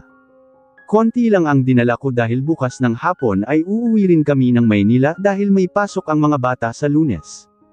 Pagkarating sa kwarto na napili ng mga bata ay lubos ang kasiyahan nila na makita ang kwarto namin. Malapad ang kama na kung saan ang design ng bedsheet at teddy bear, may cree at may TV kaya tuwang-tuwa ang mga bata sa nakikita. Pumunta ako sa bintana, hinawi ko ang kurtina na naroon para makita ko mismo sa labas, kahit dito ay tanaw pa rin ang dagat. Wow! Hindi mapigilan ng mga bata ang mapang-anga tulad ng reaksyon ko dahil sa mga nakikita namin sa paligid. Malaki rin kasi ang pinagkaiba ng city at pagpunta mismo lalo at malapit sa beach. Nagustuhan niyo ba ang pa-surprise ni daddy niyo? Tanong ko sa kanila habang nakamasid pa rin sa bughaw na dagat at ulap. Hindi na yata mawala sa mga mata ko ang nakikita ko na ganda ng lugar. Bakit ba kasi ngayon ko lang ito nalaman? Kung siguro nakita ko ito sa mapa o habang nagsisearch kami na pwede puntahan ay baka isa ito sa napili namin ng pamilya ko na pwedeng maging bakasyunan. Di bale, kapag may mga bakasyon na magaganap ay isa ito sa magiging suggestion ko sa mga magulang ko. Opo, yaya, akala nga namin ni Lysithea na sa ibang bansa tayo pupunta kasi may mulita pero kahit na hindi sa ibang bansa pero ganito po kaganda ang place ay gusto po namin kasi po. May swimming pool sa baba and then ocean po. We're so happy po ni Kambal. Masayang wika ni Amalthea habang nakamasid din sa bughaw na karagatan. Halos kanina pa sila nakangiti at wala akong nakikita na malungkot sila na malaman nilaan may pupuntahan kami. Marahil sa katagalan na hindi sila nakapagbakasyon dahil busy ang kanilang daddy sa trabaho. Kung hindi sa mall ang punta ng mag-aama ay doon sa grandparents nila palaging pumupunta. Hindi naman hinahayaan ni Mr. Kale na umalis ng ibang lugar kapag hindi siya kasama. Mabuti na lang ngayon at napagbigyan siya ng panahon para may pasil ang kanyang mga anak. Mabuti naman kung ganun, ako lang ang sinabihan ng daddy niyo para ma-surprise kayo at dahil na-surprise nga kayo for sure masaya si daddy niyo, masayang wika ko sa kanila habang binubuksan ang mga gamit nila na dala para mailagay ko sa cabinet na gawa ng kawayan. Really, yaya? Aha, narinig namin na may kumatok sa labas ng kwarto. Ako na ang magbubukas, si Lysithea. Hinayaan ko na siya ang magbukas dahil narinig namin ang pagtawag ni boss na siya ang nasa labas ng kwarto namin. Nilagay ko sa kabilang side ang gamit ko. Hindi ko na tinanggal sa duffel bag para hindi na ako mataranta pa naligpitan ang mga gamit ko at saka konti lang naman ang mga dala ko. Ipapalagay ko lang itong mga gamit nyo sa cabinet. Kinuha ko na ang sa akin, wika ni boss sa kanyang mga anak. Thank you daddy. Lumapit ang dalawa para makis sa pisngi ang daddy nila. Thank you po, na-surprise po kaming dalawa ni Amalthea po. Thank you po so much po daddy. We love you po, si Amalthea. Walang anuman, basta masaya si daddy na masaya ang mga anak ko. Pasensya na kung ngayon lang ulit tayo nagka-bonding, hindi kasi kasya ang oras ko but don't worry sisikapin na ni daddy na mapupuntahan natin ang mga gusto niyong puntahan. Ayos ba iyon? Pangako niya sa mga bata habang nakaluhod ito sa sahig para mabuksan ang malita na dala niya at matulungan yata ako na ilagay sa cabinet ang mga damit nila at hindi nga ako nagkamali. Opo, thank you again daddy, we love you po, magkasabay na naman na sagot ng Kambal. Ang cute talaga ang dalawang ito. Here, napalukso pa ako sa gulat dahil bigla ba namang sumusulpot si boss sa harapan ko para lang labot ang mga nakatupi na damit ng mga bata. Thank po, shit, nauutol pa talaga Lingling. Ako na po ang bahala sa mga gamit ng mga bata boss. It's okay, para mabilis tayong matapos, nagpa-reserve na ako ng pagkain natin bago tayo maligo. Pakihanda na lang ang mga susuotan ng mga bata mamaya at damit pang bihis. Thank you. Sige po, sir. Nagmamadali ko namang nilagay ang mga damit na inabot niya sa akin at nang matapos na. Sir. Ha? Sir, I mean boss. Boss. Napatigil ako sa pagkuha ng damit na inaabot niya sa akin. Problema na naman nito. What? May mali po ba? Alam ko na, Boss Kale pala. Just Kale or Arcus? Drop the sir. Kunot noon naman akong nakatitig sa kanya habang siya ay may mapaglaro sa kanyang mga labi na nakatitig sa akin. Ano na namang nakin nito? Dapat may boss dahil amo kita, sabi ko habang nakanguso. Panay picture ng mga bata kaya hindi nila naririnig ang pinag-uusapan namin ng kanilang ama. Paano kung sabihin ko na free lang itong nakuha ko na beach house kung saan tayo magsta-stay hanggang bukas? So, ano pong connect sa pagtawag ko sa iyo po na Kale or Arcus? Nagkibit balikat ito na parang walang kahirap-hirap ang ginawa niya para tumira kami rito. Well, sinabi ko lang naman na kasama ko ang mga anak ko at asawa ko. The heck Boss Kalel, sa sobrang takot ko dahil sa pag-mention niya ng asawa ay agad akong lumapit sa kanya at napahawak sa kanyang damit. Like, what the hell? Kahit ba naman dito sumama ang namayapa niya na asawa? Oh, I'm sorry if I scared you like that but that's not what I mean. What I mean is, diba? Pero naputol ang sasabihin ko na may natanto ako sa sinabi niya at dahil napansin niya na tama ang nasa isip ko kaya siya tumawa ng mahina lang naman. I'm sorry hindi ko sinabi sa'yo agad, biglaan din kasi ang offer na maging libre ang beach house kung buong pamilya ang kasama. At dahil nauna tayong nakabook dahil they are celebrating their 5 years with their business, kaya nakakuha ako ng libre as in zero balance ang babayaran basta ang tinatanggap ay kasama ang buong pamilya. Paliwanag niya pero ako ito at naguguluhan. Ako ang tinutukoy mo na asawa sa manager. Yeah, it's true kung hindi mo nagustuhan then I cancel my registration form and pay for it. Kung totoo man ang sinabi niya at para na rin makatipid nga sa pera kahit mayaman naman ang lalaking ito or baka nagtitipid kaya niya ginawa ang bagay na sa isang iglap naging asawa niya ako na hindi ko alam. Ngayon lang, wala namang masama siguro. Ayaw mo. It's okay, I'll pay for it. No I mean nariyan na po iyan at hindi naman sa papel tayo naging asawa kundi sa pagstay lang dito sa beach kaya ayos lang po. Mas mabuti nga na sinabi niyo po sa akin ngayon palang hindi yung nasa labas na tayo at baka boss pa ang maitawag ko sa inyo. Mangha itong nakatingin sa akin, akala niya siguro hindi ako sasakay sa plano niya, nandyan na kaya go na lang. Thank you, walang anuman po, hanggang doon lang naman ang gagawin diba? I mean, we keep pretending sa ibang tao na mag-asawa tayo pero no touching involved naman, diba? Separate tayo ng room. Natawa ito sa sinabi ko kaya napanguso ako. Don't worry, I won't take any advantage with you. No feelings involved, just pretend that we are in a relationship like this. Dahan-dahan akong tumango. Ano ba itong pinasukan ko na trabaho? Bahala na, Daddy Yaya, look. Bigla kong naitulak si Boss Kale dahil nagulat ako sa pagtawag ni Amalthea sa amin. Bigla kong nakalimutan na may bata pala sa loob tapos nakahawak pa ako sa damit ni Boss. Hindi naman sobrang lakas ang ginawa ko na pagtulak at tama lang na may distansya ang pagitan namin, nagulat lang kaming dalawa. Pagkarating ni Amalthea sa tapat ay pinakita niya ang kanyang mga kuha na litrato habang nakangiti. Umupo ako sa gilid ng kama at iniisa-isa ang mga nakuha nila na picture. May lumilipad na ibon sa karagatan na animo naghahanap ng pagkain na isda dahil ang kanilang ulo ay nakadungaw sa dagat. At may shot din na iba't ibang kuha ng mga ulap at puno at views ng dalampasigan na may maliit na bangka at ibang resort. Nakangiti ako dahil para itong art na iginuhit ng isang sikat na painter pero hindi dahil hindi totoo ang mga nakikita sa litrato. Totoong senaryo ang nangyari. Wow, ang ganda naman lahat ng kuha niyo mga baby. Magaling kayong kumuha ni Lysethia ng mga photos, isa yan sa talent niyo ni Kambal ang maging isang photographer. Kaya ang talent nyo na yan ay dapat pagkaingatan nyo ha. Masayang wika ko. Really Yaya? I want to be a great photographer when I grow up po. Can I? Yes you can Amalthea. Magiging mas magaling pa kayo ni Lysethea, di ba Bo? Nakangiti akong bamaling kay boss pero biglang umurong ang ngiti at dila ko sa sasabihin, paano ba naman kasi, titig na titig kasi ito sa akin habang nakayuko ang ulo para tingnan din ang mga kuha ng anak niya sa camera na hawak ko pero, iba yata ang tinitingnan at ako iyon o namalikmata lang ako at assuming, nang makita niya na nakatingin ako sa kanya ay saka pa siya umiwas. Tumikim ito at ako naman ay binalik ang tingin sa camera. Yeah, she's right kids. Magiging magaling pa kayo lalo, pero magaling na kayo na what more pa sa mga susunod.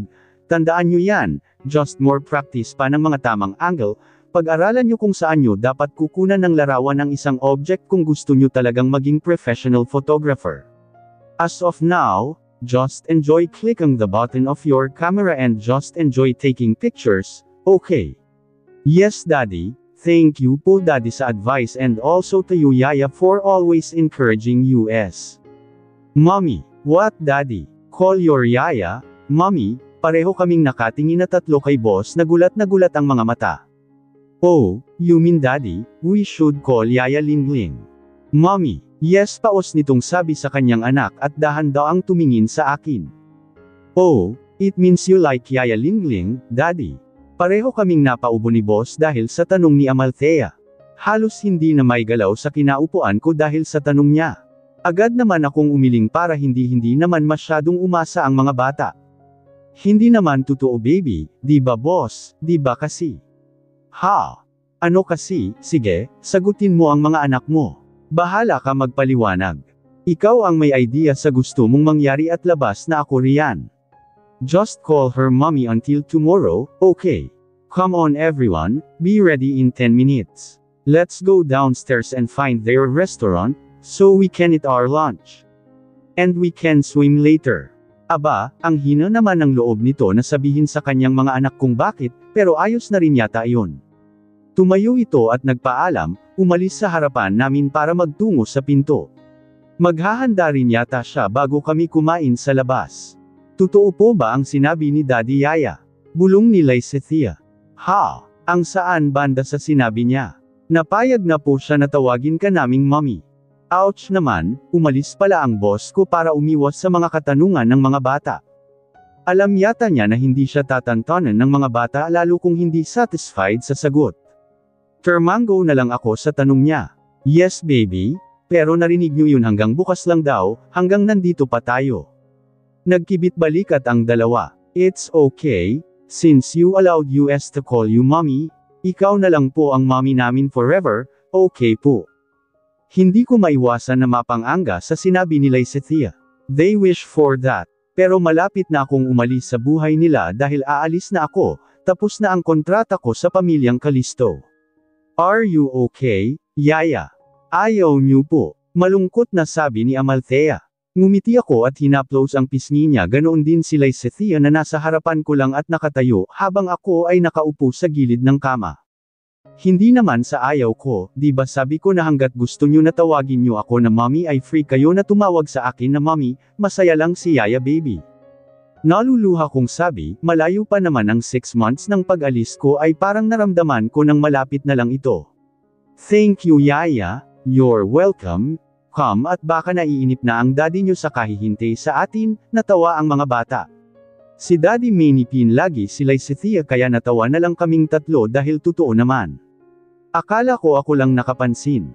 Hirap talaga kapag gerang na, laging mainit ang ulo. Isa sa kilala ko ay si Mr. Cale Arcas Calisto. Good afternoon Mr. Calisto. Good afternoon ma'am. Good afternoon po. Bati ko sa staff na binati kami pagkarating namin sa kanilang restaurant. Wow, ang gaganda naman po ng mga anak nyo. Kamukha niyo pong dalawang ma'am and sir. Aba, niloloko ako ng babaeng ito, paano kami magkamukha na hindi sila galing sa tiyan ko, hindi ako ang umere sa kanila, kung alam niyo lang pero siguro dahil sa palagi kong kasama ang mga bata ay naging kamukha ko na raw, kahit si Diwata ay napansin niya.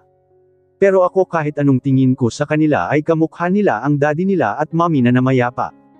Kumuha ng cottage si boss para doon kami kumain. Gawa sa bamboo at nipa palm leaves ang maliit na cottage na kung saan dito na kami kakain o magpahinga. Habang naghihintay na maserve ang pagkain ay panay pa rin ang kuha ng litrato ang mga bata. Kumuha rin ako gamit ang telephone ko at sinend kina mommy and kuya para inggitan sila na narito kami sa beach at nilibre ako ni boss. Sinabi ko mismo ang pangalan ng lugar at kung saan mismo kami para sa susunod ay dito kami mamasyal. Wala pa akong reply na natanggap marahil busy ang mga ito kaya kinuha ko ang buko juice na inorder ni boss para sa amin sa ibabaw ng maliit na lamesa. Hindi na ito inilipat sa ibang lalagyan kundi sa mismong buko na mismo uminom ng juice, binutasan lang ng konti at nilagyan ng straw sa ibabaw para mainom ang laman nito. Ilalagay ko na sana ang cellphone ko sa gilid kung saan ako nakaupo na gawa sa bamboo para makainom na rin ng buko juice pero biglang umilo ang phone ko hudyat na may dumating na text message kaya kinuha ko ito habang ang isang kamay ko ay hawak ang juice sa may dulo at nilapit ang bibig ko sa straw para uminom na habang binabasa ang text ni Kuya Danzikiel. Pero bigla akong napaubo dahil nabilaukan ako ng buko juice dahil sa gulat kung ano ang text ng kuya niya sa kanya. Ayon ba naman ni kuya sa kanyang text na asawa ko na si Boss Kale at nasa honeymoon kami ngayon, kaya dapat ko na raw siya ipakilala sa mga magulang namin para magpakasal. The heck of you Kuya Danzikiel. Are you okay? Shit. Dahil sa kaba na marinig ang boses ni Kale ay nabitawan ko ang juice at ang cellphone ko sa kahoy na sahig. Napatingin tuloy ang mga bata sa akin na nasa labas ng cottage na kumukuha pa rin ng pictures.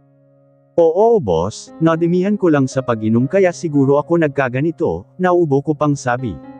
Are you sure? Opo. Okay, the food is ready in a while. Hello po ma'am and sir. Narito na po ang order nyo. Masayang wika ng staff. Tama nga si boss na parating na ang pagkain. Pumasok ang dalawang tao sa loob para mailatag na nila sa lamesa ang mga in-order namin na set package na kakainin namin for lunch. Kids, come here and let's eat our food, later na muna lain. Lumapit naman agad ang mga bata pagtawag ni boss sa kanya. May kulang po na order at ito ay halo-halo at i-serve po namin in a while, happy eating po. Nagpasalamat kami sa dalawang tauhan bago sila umalis. Masaya kaming kumain, paano ba naman kasi seafood ang ulam na in-order ni boss, may hipon sa butter and garlic, inihaw na isda, malaking pusit at may salmon sinigang pa. Kaya hindi lang ako ang maganang kumain ng lunch kundi kaming apat mismo. Napapangiti na lang ako ng patago na maisip ko na para kaming mag-asawa ni boss at ang mga anak namin ay sina Lysethia and Amalthea. Gosh! Ano ba itong iniisip ko? Baka ano pa ang maisip ng mga kuya ko at mga magulang. Sana pala hindi ko na lang sinend sa kanila ang litrato, baka mamaya nito ratratin ako nito ni mommy and daddy lalo na si lola pag nalaman nila na sumama ako kay boss. Wait a minute, bakit naman maniwala ang mga magulang ko na alam naman nila na nagtatrabaho ako? Damn Kuya Danzikiel for ruining my day. Smile everyone, smile yaya. Nabigla naman ako na biglang nag-click ang camera na may timer na hindi man lang ako nakapaghanda. Ang lalim ba ng iniisip ko na hindi ko narinig na sinabi ng isa sa kambal na kukunan pala kami ng shot. Si Yaya, narinig ko na sabi Amalthea habang tinitingnan nila ang kuha.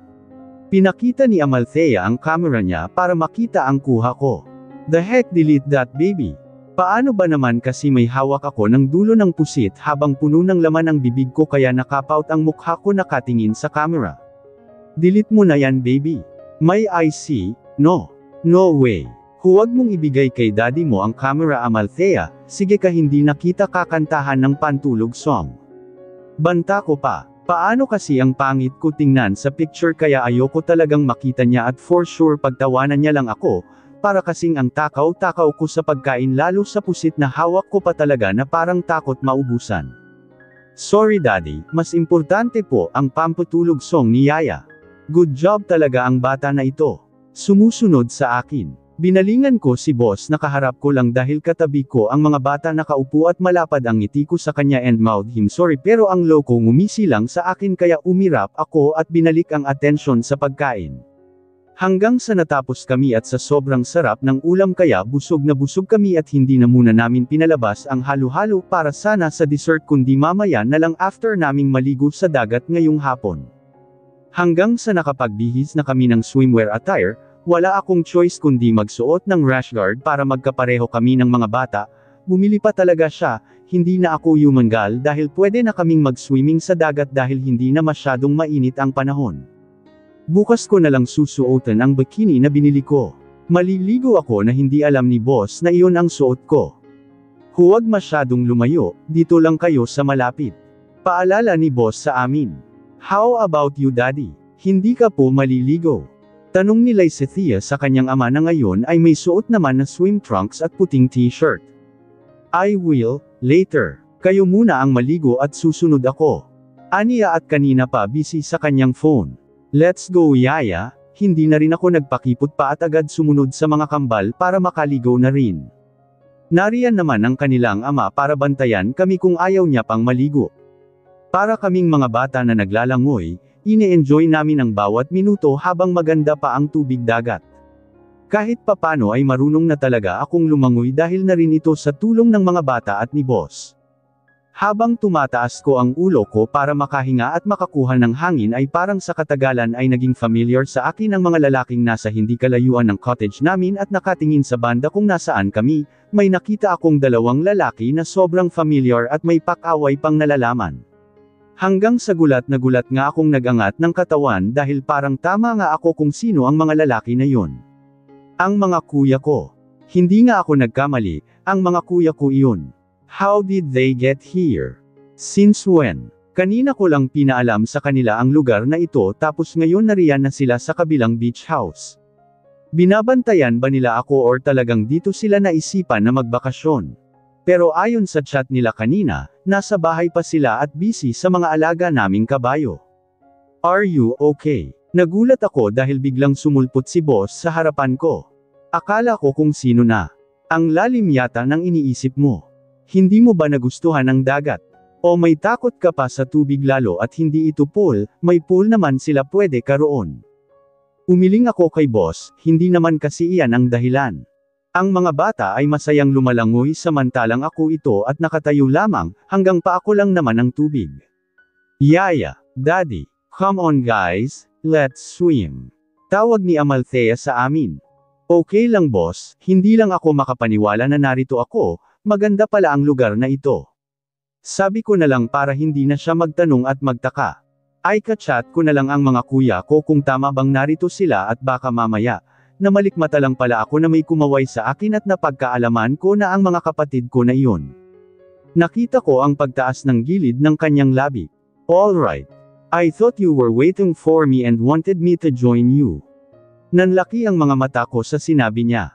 The heck in your dreams no, hindi kita hinintay at hindi rin ako nakatingin sa direction mo. Humahalaklak ito ng tawa marahil sa sinabi ko. Joker na ba lahat ng sinasabi ko sa kanya? Gamit ang mga palad sinabuyan ko siya ng tubig dagat sa kanyang mukha kaya natigil siya sa pagtawa at maya-maya ginaya niya ang ginawa ko kaya napatili ako na maraming tubig ang pumunta sa mukha ko. How dare you? Para kaming mga bata na nagsasabuyan ng tubig at para makawala ay tumakbo ako papunta sa mga bata. Tulong Amalthea, Lysethia, may kalaban. Agaw atensyon ko sa kanila na siya naman akong tinulungan. Kahit maliit ang kanilang mga kamay ay magkakampi kaming sinabuyan ng tubig dagat ang kanilang ama. Wala na siyang kawala dahil basa na rin siya bumakat na ang kanyang katawan sa suot niya na t-shirt. Lumangoy ito sa ilalim ng tubig kaya hindi namin nakita kung nasaan na pero napasigaw ako na may humawak sa paa ko at biglang umahan si boss sa mismong harapan ko.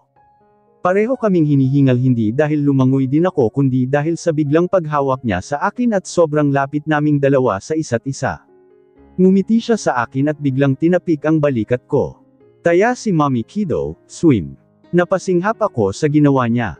Aba, naisahan ako ng loko na ito. Lumangoy ako sa direction nila para mahabol ko.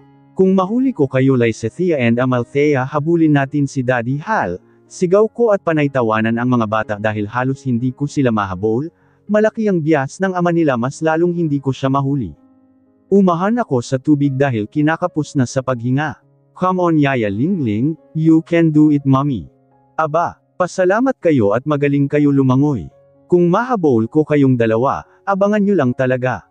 Mahina pala itong lumangoy si mommy anak, umirap ako sa sinabi ni boss. Mahuli lang talaga kita. Mahuhuli rin kita. Banta ko pero ngumisi lang siya sa akin. Akala mo lang ha. Lumangoy ako dahil ang target ko ang mga bata hanggang sa nahuli ko rin si Lysithea. Oh no, akala mo ha, don't worry, pagtulungan natin si daddy nyo na mahuli rin natin, game. Sabi ko sa kanilang dalawa ni Amalthea dahil nahuli rin ito ni Lysithea. Sige mommy, doon ako sa kabila at corner natin si daddy. Sige. 1, 2, 3 team babae. Aba may pa-signature pa kami para may pang-boost sa isa't isa. What? Alam nyo na ba ang gagawin nyo? Hindi nyo pala ako kayang mahuli eh. Kung mahuli nyo ako, piggyback ko kayo papunta doon sa nipahat natin. Game. Lumiwanag ang mga mata naming tatlo dahil sa sinabi ng daddy nila. Piggyback. Ayos yan ah. Of course daddy. Game na kami. Dahil sa sinabi ni Amalthea ay nagsimula na silang lumangoy at tumakbo habang nasa tubig para mahuli namin si Mr. Callisto. Pero kahit anong gawin namin ay lalong lumalayo ang loko. Give up na. Wala kayong piggyback. Ayoko na daddy, ang hirap niyo pong habulin. Hinihingal na sambit ni Amalthea kaya tumigil na rin ito sa kakahabol sa ama nila, ganoon din ang ginawa ni Lysithea. Wala akong magawa kundi ang huminto na rin dahil ako ay napapagod na rin sa kakahabol. Nagkatinginan kami ni Amalthea, sa una ay hindi ko pa nahulaan ang gusto niyang mangyari hanggang sa nahulaan ko rin na gusto niya palang paglaruan ang daddy nila. Kunwari ayaw na namin siyang habulin pero huhulihin pala namin. Balik na tayo daddy, I'm so tired na po. Ang hihina niyo pala eh, di bale, bukas ulit. Let's go at malapit na Gamabi at kanina pa tayo sa tubig shit. Napamura siya na bigla siyang hinuli ng mga bata. Gotcha daddy, piggyback. Napailing na lang si Mr. Kale dahil binigla ba naman siya ng kanyang mga anak. Ang daya niyo ah, babawi si daddy, kayo ha. Sino mauna? Me. Parehong nakataas ng mga kamay ang dalawa pero unang nagwagi si Amalthea. At para walang may iwan ay kinuha ko si Lysithea para siya ang nasa likod ko. Kaya ko naman siyang buhatin. Come on. Are you sure yaya I mean mommy? Aha, dali habulin natin si daddy. Agad naman siyang pumunta sa likod ko. Lumuhad ako ng bahagya para naman makaakyat siya. Ready? Yes mommy. Okay, here we go. Tumakbo ako habang nasa likod si Lysithea. Hindi pa napansin ng dalawang nauna na nasa likod na nila kami. Go mommy, go. Bye daddy, bye Amal. Tumakbo ako para mauna kina Kale at Amalthea. Oh no daddy go habulin natin sila. Para kaming mga batang naglalaro sa dalampasigan, kami lang yata ang maingay, pero wala na akong pakialaman, basta masaya ang mga bata habang nakipaglaro. Hanggang sa sabay lang din kaming nakarating sa kubo at hinihingal dahil sa ginawang pagbuhat. Thank you mommy. Thank you daddy. Ang saya-saya po kanina. Sabay na wika ng dalawang bata at lumapit sa amin para yamakap. Hindi ko alam kung ano itong nararamdaman ko, the feeling na masaya ako na nakikita sila na masaya. Go to the restroom para makapagbihis na kayo ng bagong damit, utos ni boss. Okay po daddy. Umalis ang dalawa at naiwan kami ni boss. Naglakad ako kung saan ang bag ko nakapatong para kunin ang gamit ko roon para sumunod sa mga bata. Thank you. Lumingon ako kay boss na nakatayo sa hamba ng pinto ng Nipa Hut. Seryosong nakatingin sa akin. Para saan po? For making my kids happy, hindi lang ngayon kundi simula na dumating ka. Nakikita ko ang saya nila. Mahina akong natawa dahil sa sinabi niya pero deep inside kinikilig ako. Damn! Yaya nila ako boss kaya bilang isang yaya ay gagawin ko po ang bagay na nakakapagpasaya sa kanila at masaya ako na nakikita niyo po iyon sa kanila. Wika ko ng buong puso. Kinuha ko ang towel at damit ko at kahit nanginginig ay naglakad ako patungo sa pinto kung saan naroon siya. Sususundan ko lang ang mga bata boss, ani ko at tatalikuran na sana si boss. Miss Montaño, halos kapusin ako ng hininga paglingon ko sa direksyon niya dahil isang dangkal na lang ang lapit naming dalawa. Nagkatinginan kami mata sa mata, ang lakas ng tambol ng puso ko, hanggang kalaunan ay ngumiti siya sa akin. Thank you again paos na bulong niya at bago ako lumayo ay hinalikan niya ako sa noo. Walang imik akong tumakbo patungo kung saan ang mga bata dahil sa ginawa ni Boss Kale. Anong ibig sabihin ng halik na iyon? I'm gonna miss you guys. Malungkot ko na wika sa mga kuya ko habang kayakap sila. Ngayon ang alis nila sa ibang bansa kaya malungkot ako. Sumama ka sa amin para hindi mo kami namimiss, natatawang wika ni Kuya Dan Ezekiel. Kung pwede lang pero huwag muna dahil namimiss mo siya, ano? Nakakunot naman ang noo ko dahil sa sinabi ni Kuya Dayton. Ang boss mo bunso, bigla ko nalang tinampol ang braso niya dahil sa sinabi nito. Hindi namimiss ka riyan, ang mga magulang natin ang mamimiss ko hindi ibang tao. Sabay na wika ng tatlo. Mommy ayaw nila maniwala sa akin. Tawag ko kay mommy na kasama rin kina kuya papunta dito sa Manila para ihatid ang kanilang anak. Si daddy ay kasama rin pero nasa tabi lang namin at may kausap sa phone dahil may biglang may tumawag. Kayo lagi niyong inaasar ang baby bunso ko. Kaya ayaw sumama sa inyo dahil aasarin niyo lang siya. Pagtatanggol ni mommy sa akin. Hindi ko maiwasan na gawin sa kanila na Ayla. Tama naman mommy, baka akala mo bunso nakakalimutan na namin ang bakasyon mo kasama ang boss at anak ng boss nyo. Ang saya-saya niyong apat na para kayong mag-asawa.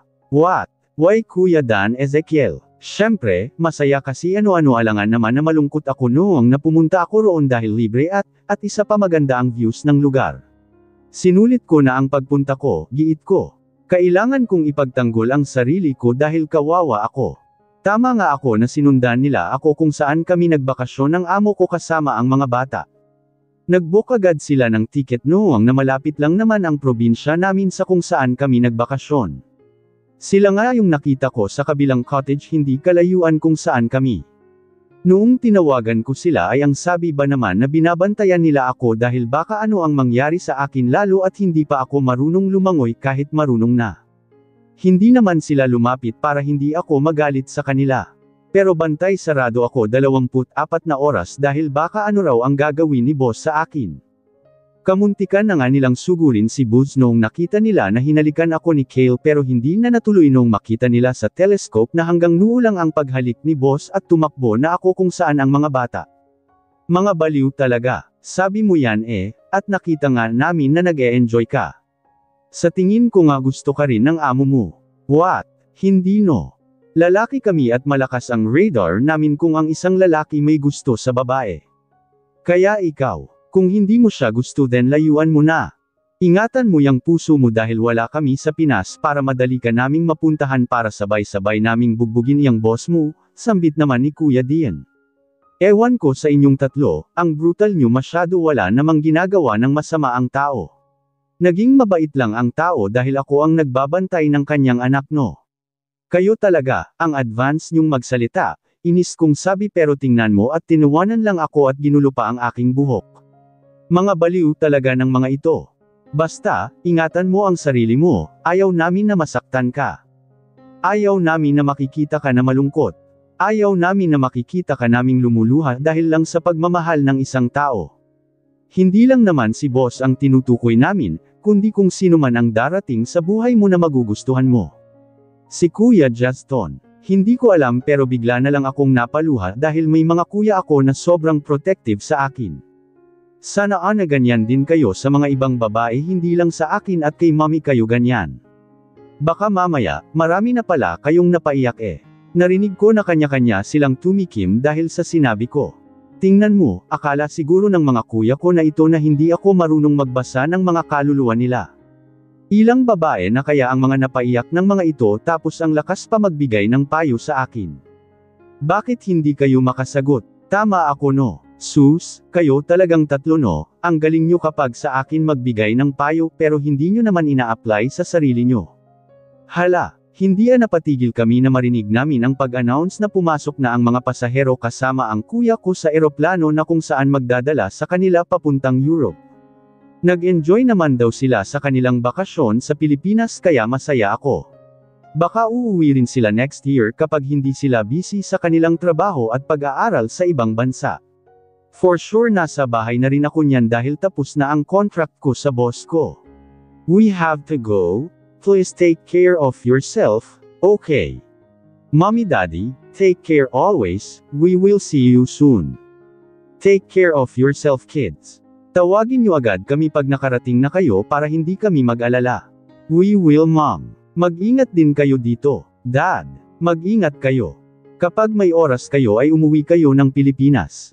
Hindi pa namin alam kung kailan kami makapagbakasyon sa inyo pero susubukan namin. It's okay Daddy. Basta kami na po ang bahala.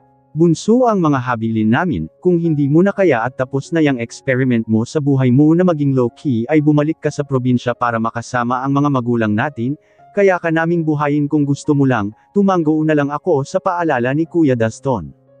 At sa huling sinabi niya ay natatawa na lang ako. Bakit naman ako aasa sa kanila kung kaya ko pa ang sarili ko? Magkayakap kami ni Mommy habang pinagmasdan namin ang mga kuya namin papasok sa loob ng airport dahil malapit na ang pag-alis ng eroplano.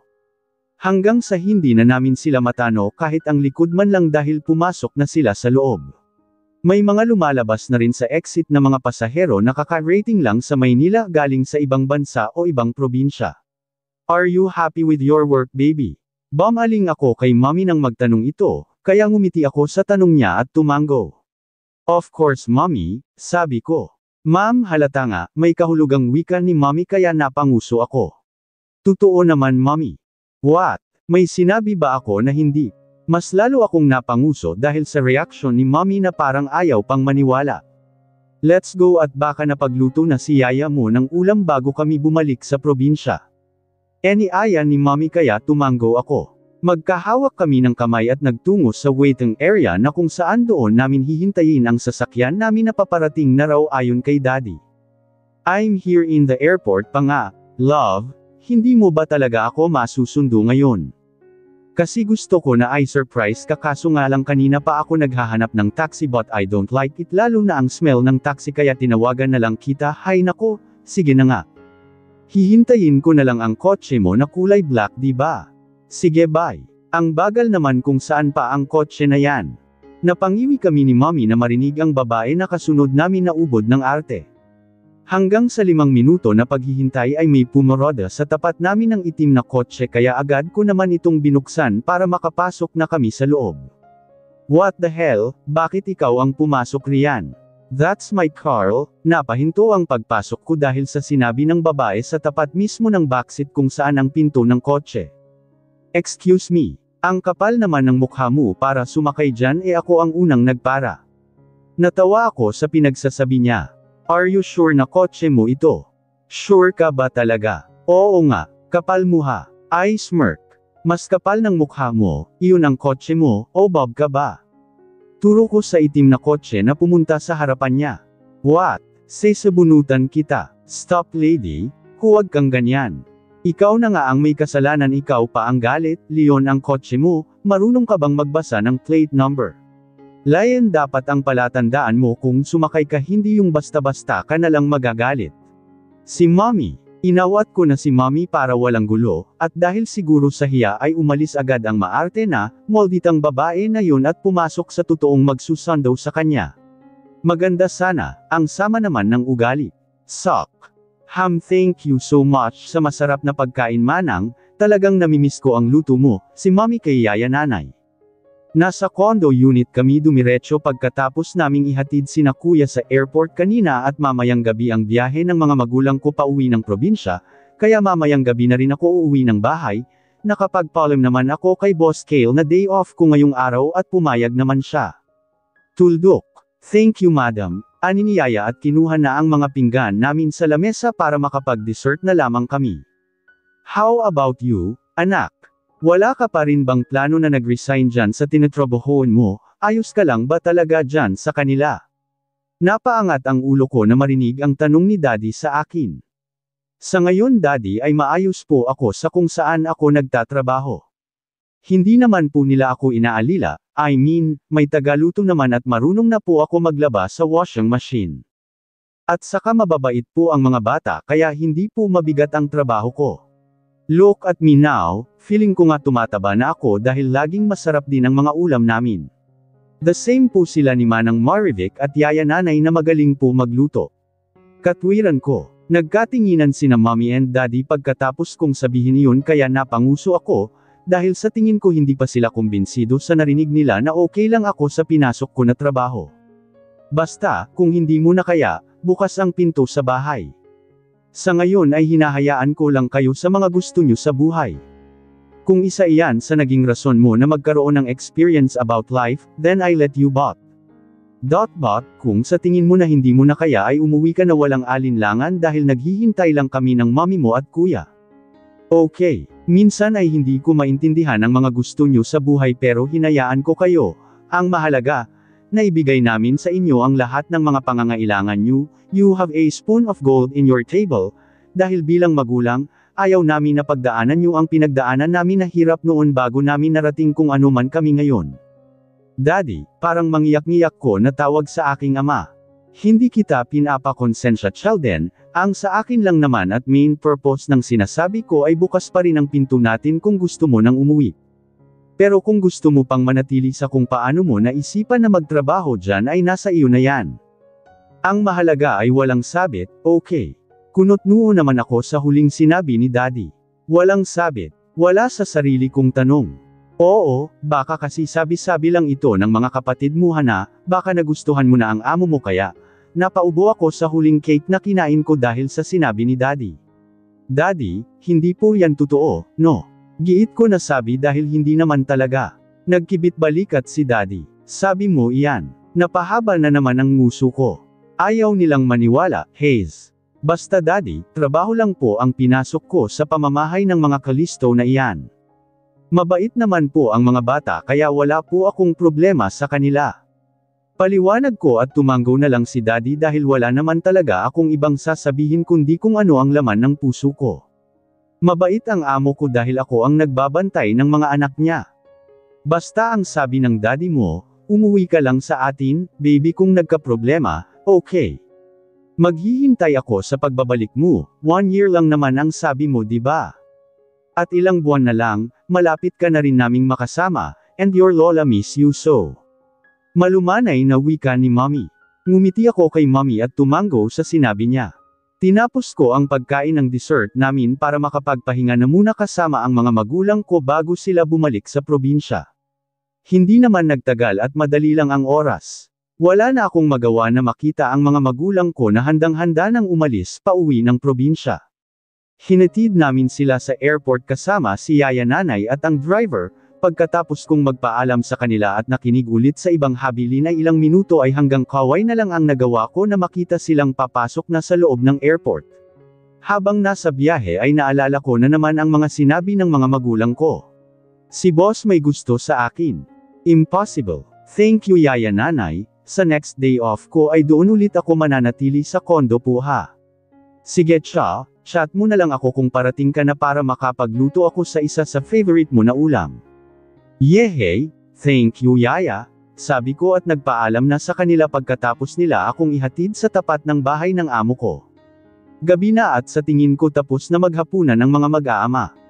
Medyo maaga ang pagpunta namin sa airport para ihatid sina Mommy at Daddy para iwas traffic at dahil nakapagpahinga na ako sa kondo kanina kaya dumiretso na lang kami dito sa bahay para sa kwarto na lang ako magpatuloy na magpahinga. Pagkaalis ng kotse namin ay saka pa ako pumasok ng gate na siya namang binuksan ng guard. At dahil bukas ang pinto kaya dumiretso na lang akong pumasok sa loob ng bahay, pero nakarinig ako ng ingay na galing sa dining table. Ngayon pa lang pala sila kumakain ng hapunan. Bulong ko sa sarili ko. Masaya akong pumunta sa kusina para batiin sila na nakarating na ako ngunit pagdating ko sa dining table ay nakita ko silang masayang kumakain. Hello everyone, I'm home, natigil ang sasabihin ko na may familiar ako na nakita na kasama ng mga mag-aama sa hapagkainan. Ang babae, hi Yaya. Unang nakakita sa akin ay si Lycethia. Napalingon si boss sa gawi ko at ang babae. Come and join us, we're having our dinner late. Dagdag pa ni Lycethia. Ngumiti ako sa kanila. Good evening, and who is she? Matare na tanong ng babae, may pataas pa na kilay, tama ako siya ang babae na nasa airport kanina. Who is she at ano ang ginagawa niya rito? Bisita siya ni boss. Tita Janessa, siya po ang bagong yaya namin, si Yaya Lingling po. Yaya Lingling, si Tita Janessa po, ang girlfriend ni Daddy. Natigilan ako dahil sa sinabi ni Amalthea sa bandang huli. Sinulyapan ko si boss na wala namang imak at ang babae. Nagulat lang ako, may girlfriend pala si boss. Ganoon ba? Hi, wika ko sa babae pero umirap lang ito sa harapan ko. Napangiwi na lang ako sa ugali niya. Anong nakita ng boss ko sa kanya para magustuhan siya? Maganda siya, oo dahil totoo naman talaga pero ang ugali ay sobrang magaspang. Kung mataray siya aba, huwag niya akong subukan dahil hindi ko siya uurungan. Mataray siya, mas mataray ako no. Hindi lang halata, kumain ka na po yaya. Ngumiti ako sa mga bata at tumango sa tanong ni Lysethia. Yaya na ang tawag nila sa akin dahil tapos na ang pagpapanggap namin doon sa bakasyon namin sa probinsya. Tapos na thank you, and akyat na muna ako sa itaas, paalam ko. Sige po yaya lumingon ulit ako kay boss pero wala talagang imek siya at nagpatuloy lang kumain at ang babae ay papansin masyado sa boss ko pero hindi naman pinapansin. Magkasintahan ba talaga ang dalawa? Bakit parang bisita lang ang babae? Or marahil ngayon lang ulit sila nagkita kaya parang awkward silang dalawa? O baka kanina ay shit, anong itong nasa isip ko? Bad lingling. Dilit-dilit nagpaalam ulit ako sa kanila at tatalikuran ko na sana sila na magsalita ang babae. Did you hear me? Kung talagang yaya ka ng mga bata, bakit hindi mo muna sila bantayan o hihintayin bago ka pumanhik sa kwarto mo? Para ano? Matulog agad. Aba, ang swerte mo naman, dapat hindi ka pinapasahod ng ganyan lang ang ginagawa mo. Tuldok panipit. Ano ba ang pinagsasabi ng babaeng ito? It's okay Tita Janessa, kaka-rating lang po ni Yaya and we can take care of ourselves naman po. Pero Amalthea, stop it and eat your food, malapit na rin tayong matapos. You may go now, hindi ko alam kung ako ba ang tinutukoy niya pero umalis din naman ako sa harapan nila. Hindi ko kayang tingnan ang pagmumukha ng girlfriend ng boss ko. Baka kakairap sa akin ay mabatukan ko iyan na wala sa oras. Pagkarating sa kwarto na tinutulugan ko ay agad naman akong nagtungo sa banyo para maligo at nang makatulog na. Habang nasa ilalim ng shower ay hindi pa rin mawala sa isip ko ang nalaman. May girlfriend pala si boss, bakit hindi nabanggit sa akin? I mean, wala akong narinig simula na magtrabaho ako rito that they mention her name. At ano naman sa akin kung hindi niya sinabi? Hindi naman ako nagtanong kung may girlfriend, sa ngayon lang ako curious. Hayes, bakit ko pa pinuproblema ang bagay na iyan, hindi ko naman siya gusto para nagkaganito ako. Kaso, naiinis ako sa boss ko na iyon. May pakis ka pa sa noo sa akin doon sa bakasyon natin, tapos malalaman ko lang na taken ka na pala. I hate you. I hate you. Mariin na sambit ko sa sarili ko habang naliligo. Kung may makakita sa akin ngayon ay baka sabihin nila na nababaliw na ako dahil ang kinakausap ko ay ang haligi ng banyo, matalim na mga tingin ang pinukol ko, kawawang wall. Nagmamadali na akong naligo at baka tuluyan na akong maging tigre. Nagbihis na ako ng bagong damit pagkatapos maligo. Siguro tapos na silang kumain dahil wala na akong naririnig na ingay sa labas at nasa kwarto na nila ito. Nakahiga lang ako sa kama pero hindi pa nakapikit ang mga mata at dilat na dilat. Gusto ko na sanang matulog kaso nga lang nauuhaw naman ako. Kanina pa ako pabalik-balik ng higa. Kaya bumangon ako sa kama at bumaba. Nagtungo sa pinto para makalabas ng kwarto. Diyan kaya natutulog ang girlfriend niya sa kanyang kwarto. Hindi pa sila mag-asawa tapos nagsama na sila sa iisang kwarto. Sabi ng mga magulang ko na huwag agad magsama sa iisang bubong o kwarto lalo kapag jowa pa lamang kayo, dapat kasal muna. At anong paki ko kung iba na ngayon ang paniniwala nila? Suck. Umirap ako sa kwarto ni boss ng ilang beses at bumaba ng hagdan. Wala nang ang tao sa salaman o kusina, lahat ay nasa kwarto na nila at baka lahat nagpahinga na. Dahil bukas naman ang ilaw sa labas ng bahay at may buwan ngayong gabi ay hindi na ako nag-atubili pa na buksan ang ilaw. Linam lang naman ako ng tubig at aakyat din agad sa kwarto ko. Binuksan ko ang ref at kinuha ang pitcher na may lamang malamig na tubig. Tumayo ako ng tuwid para may sarado muna ang ref. Humakbang ako pero laking gulat ko na may naapakan ako na paa. Pagtalikod ko para makita kung may tao ba sa likod ko at dahil tama ako ay sisigaw na sana ako pero tinakpan niya ang bibig ko gamit ang palad niya. Don't shout. Sa sobrang takot ay tumango naman agad ako. Ayoko pang mamatay ng maaga kaya sumunod ako.